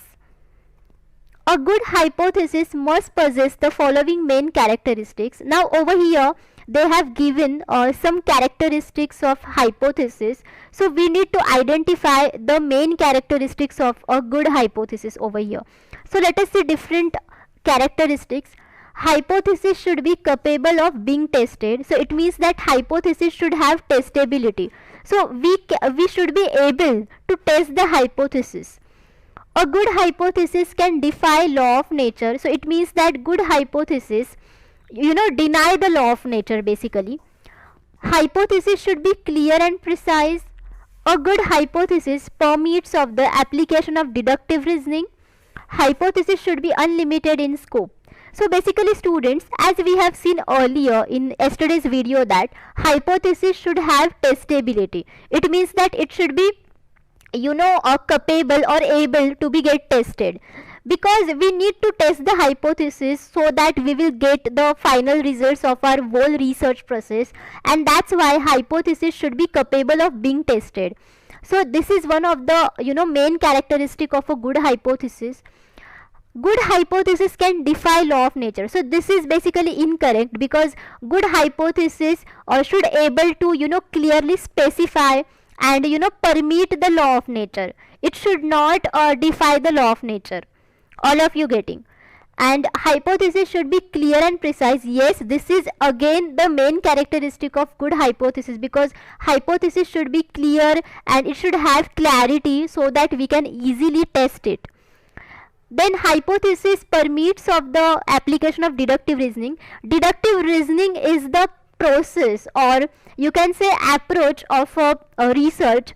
So in this approach basically we have an existing theory, and based upon an existing theory we are going to formulate a hypothesis, and after that we are going to test the hypothesis by using different statistical techniques, and after that finally we get the results. Okay, so this is nothing but the whole approach of deductive reasoning towards the research, and basically good hypothesis permits this application of deductive reasoning for its testing. Okay, because without deductive reasoning we can't test the hypothesis, and that's why again this is the main characteristic of good hypothesis. And the last one is incorrect, because a hypothesis should be limited in scope. Okay, it should not have unlimitations in the scope.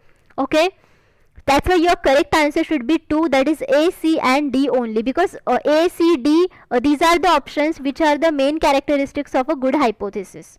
Okay, a researcher tests the null hypothesis through two-tailed test, and another researcher tests directional hypothesis through one-tailed test. The difference is it. So basically in this question they have asked us that exactly what is the difference between two tail test and one tail test in regard to the testing part of null hypothesis and directional hypothesis respectively. So basically students, in one tailed test there is only one end for alternative hypothesis, okay, and that's why it is called as the directional hypothesis, okay. But for two tailed test it has two ends, okay, both the ends, that, and those are left and right ends, okay. And that's why there are lots of differences in the testing part of two tail test and one tail test, and those are differences in statistical formula, because these are the two different tests, and that's why we need to use different statistical formula.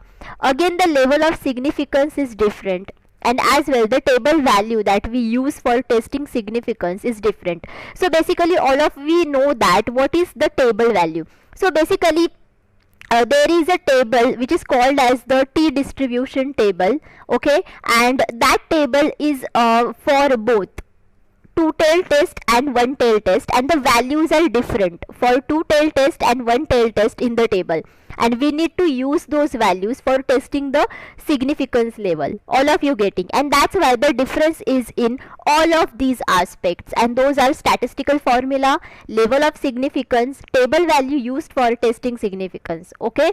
That's why your correct answer should be 4. Next, a null hypothesis is, now what is the definition of null hypothesis? Whether it is an intelligent hunch about probable result, or it is a type of research hypothesis, or it is a statistical hypothesis to be tested, or it is a research hypothesis formulated for a statistical inference.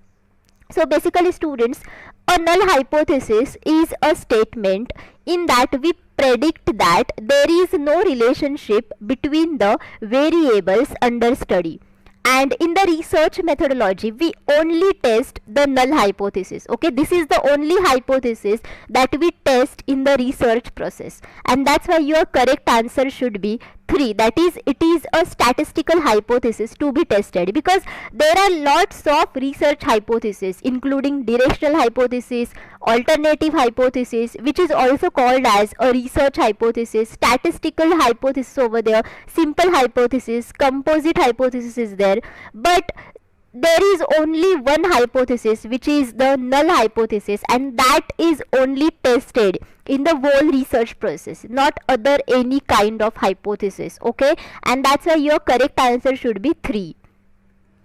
When we reject the null hypothesis, we are suggesting that the treatment is dash the dependent variable.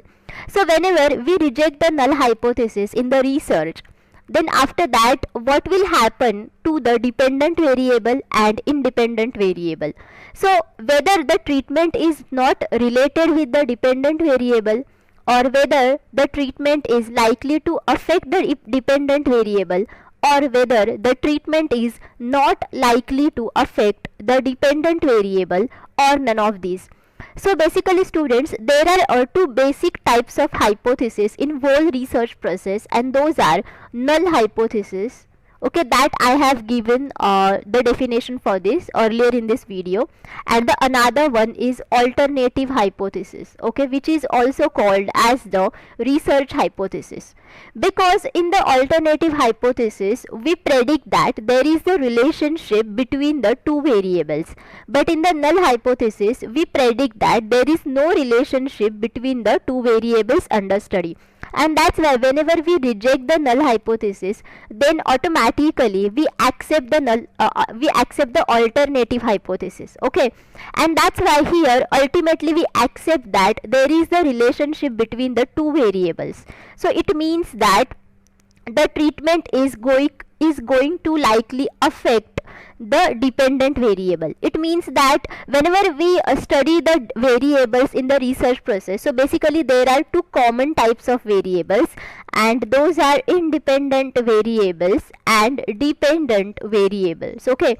And whenever there is a relationship between these variables, then obviously independent variable is the cause variable, so it causes some effects in the dependent variable. So whenever we alter the values of independent variables, then obviously it will affect the values of the dependent variable. So it's like that, and that's why whenever we reject the null hypothesis, then obviously we are going to accept the alternative hypothesis, and that's why it suggests that the treatment is affecting the dependent variable, and that's why your correct answer should be 2, that is likely to affect the dependent variable. Which of the following outcomes is reflected when we fail to reject a false null hypothesis? So whenever we fail to reject a false null hypothesis, then what will happen? So whether there will be type 2 error or there will be type 1 error, or when there is both types of errors, and those are type 1 and type 2 error, or none of these. So students, basically there are two types of errors in the whole null hypothesis testing part, and those are type 1 error and type 2 error. Okay, so within the type 1 error, when it will happen or what is the outcome? So basically whenever there is null hypothesis, okay, and you are going to reject the null hypothesis, though it is true, okay, this null hypothesis is true, but still I am going to reject it. So in that case type 1 error will happen. And in what situation type 2 error happens? So whenever there is a null hypothesis, okay, and this null hypothesis is false, but I am not going to reject it, so I am going to accept it. Okay, so in this situation basically type 2 error happens, and that's why the above situation in the question is basically the type 2 error. Okay, because here the null hypothesis is false, but we are failing to reject it. It means that the null hypothesis is false, but we are accepting it. Okay, and that's why in this situation your outcome will be type 2 error. Okay, and I want to tell you one thing, that students, in the research methodology part, okay, either type 2 error will happen or type 1 error will happen. Okay, both the types of error and those are type 1 and type 2 error will not happen simultaneously in one research process. So understand this thing, students. Okay, and that's why your correct answer should be either type 2 error or type 1 error. So you need to eliminate this option as a whole. Okay, whenever such kinds of question will asked in your entrance exam. Okay, and that's why in this situation type 2 error is occurring. Which of the following is correct while conducting a test of significance? So whenever I am doing a test of significance, then okay, which of these following options are correct? So alpha is the probability of finding a significant correlation or difference erroneously by chance alone. Alpha should be set by the experimenter before the experiment. Alpha values are often set to 0.05 or 0.01, but there is nothing sacred about these numbers, all of these. So basically students, test of significance means what? So basically test of significance is nothing but you are testing your null hypothesis by using the statistical methods in the whole research process. Okay, and that's why what is exactly this alpha? So alpha is what? As we have seen earlier in this video, that type 1 error occurs whenever we are testing the null hypothesis. So the probability of occurring type 1 error, okay, is called as alpha, and that's why ultimately alpha is the probability of finding a significant correlation or difference erroneously. All of you getting? Because this is the probability of occurring a type 1 error, and that's why ultimately this is the probability of finding a significant correlation between the variables or difference between the variables, but by chance alone. All of you getting? And as well, there is some common values for alpha, and experimenter or researcher should set these values before the experiment, because they will understand exactly what will happen or what will be the results of their research. Okay, and alpha values are often set to 0.05 or 0.01, but there is nothing sacred about these numbers. Again, this statement is correct because the smaller the values of alpha, the greater is the test of significance value. So I mean to say that your test results will be more significant when the alpha values will be more smaller. All of you getting? And that's why all of these options are correct in regard to the test of significance part. Okay, now next is type 1 error occurs if. Now this is the easiest question. Okay, so whenever students you will understand exactly what is the type 1 error and type 2 error, then you won't fail to answer these questions correctly in your exam. All of you getting? So let us see different options. The null hypothesis is rejected even though it is true. The null hypothesis is accepted even though it is false. Both the null hypothesis as well as alternative hypothesis are rejected. None of the above. So your correct answer should be obviously 1, as I have told you earlier in this video that whenever the null hypothesis is true but still we reject it, then in that situation type 1 error occurs. Okay, all of you getting? And that's why your correct answer should be 1. Okay, a statement of prediction. Now here focus on the word prediction, that sets forth the basis for testing the relationship between variables in an attempt to link theory to reality is called. So from these options, which is the statement of prediction, and this statement of prediction gives us a basic idea, okay, for testing the relationship between the variables.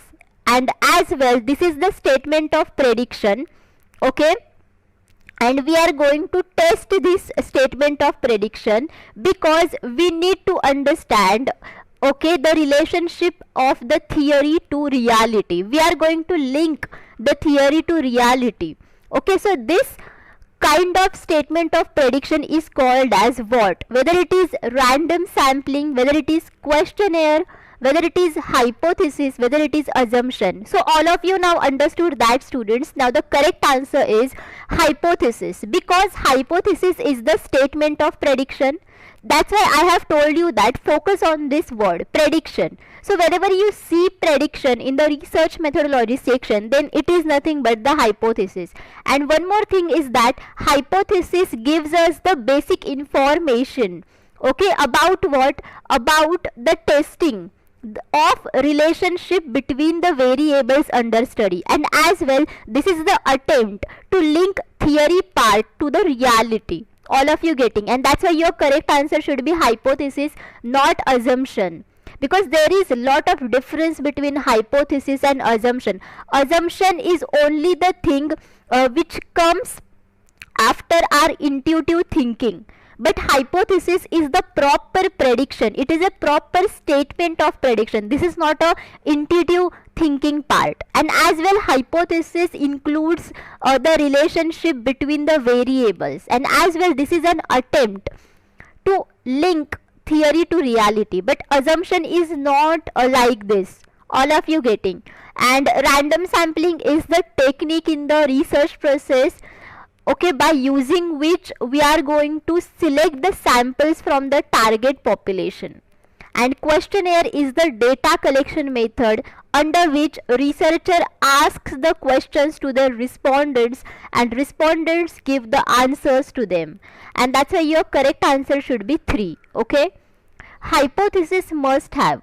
So hypothesis must have which kind of feature or characteristic?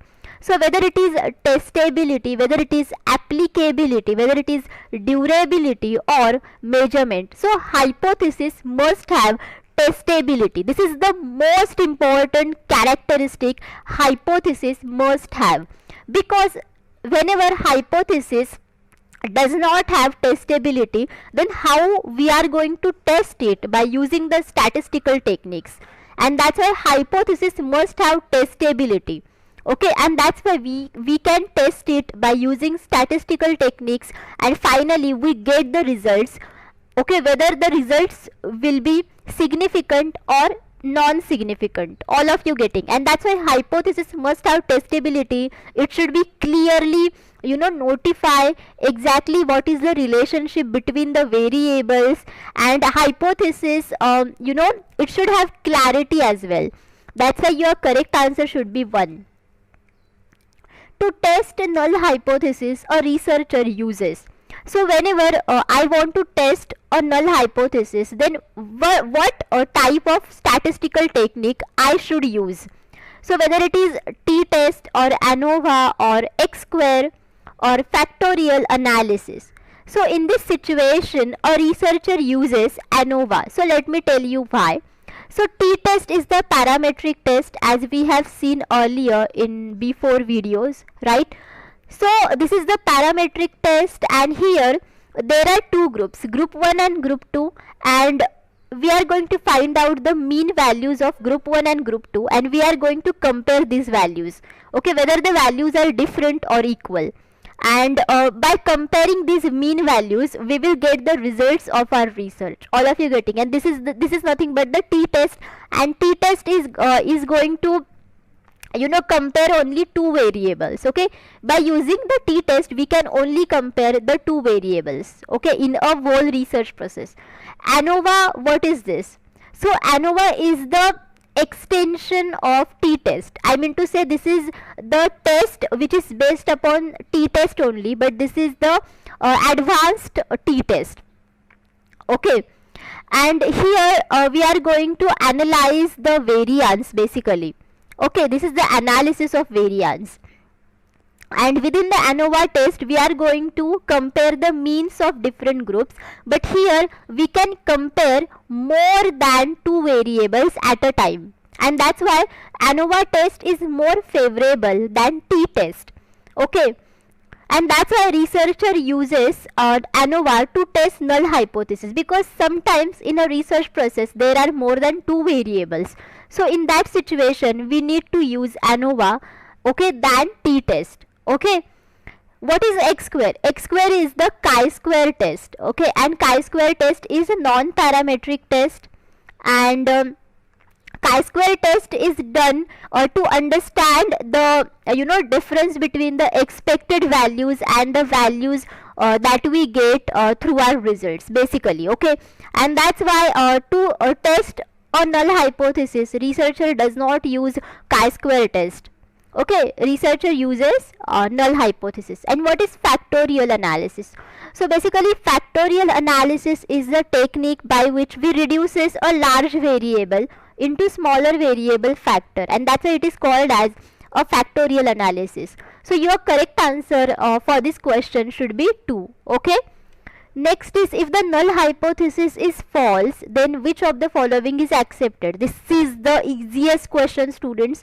Whenever we reject the null hypothesis because it is false, then what type of hypothesis we are going to accept? Whether it is null hypothesis, positive hypothesis, negative hypothesis, or alternative hypothesis.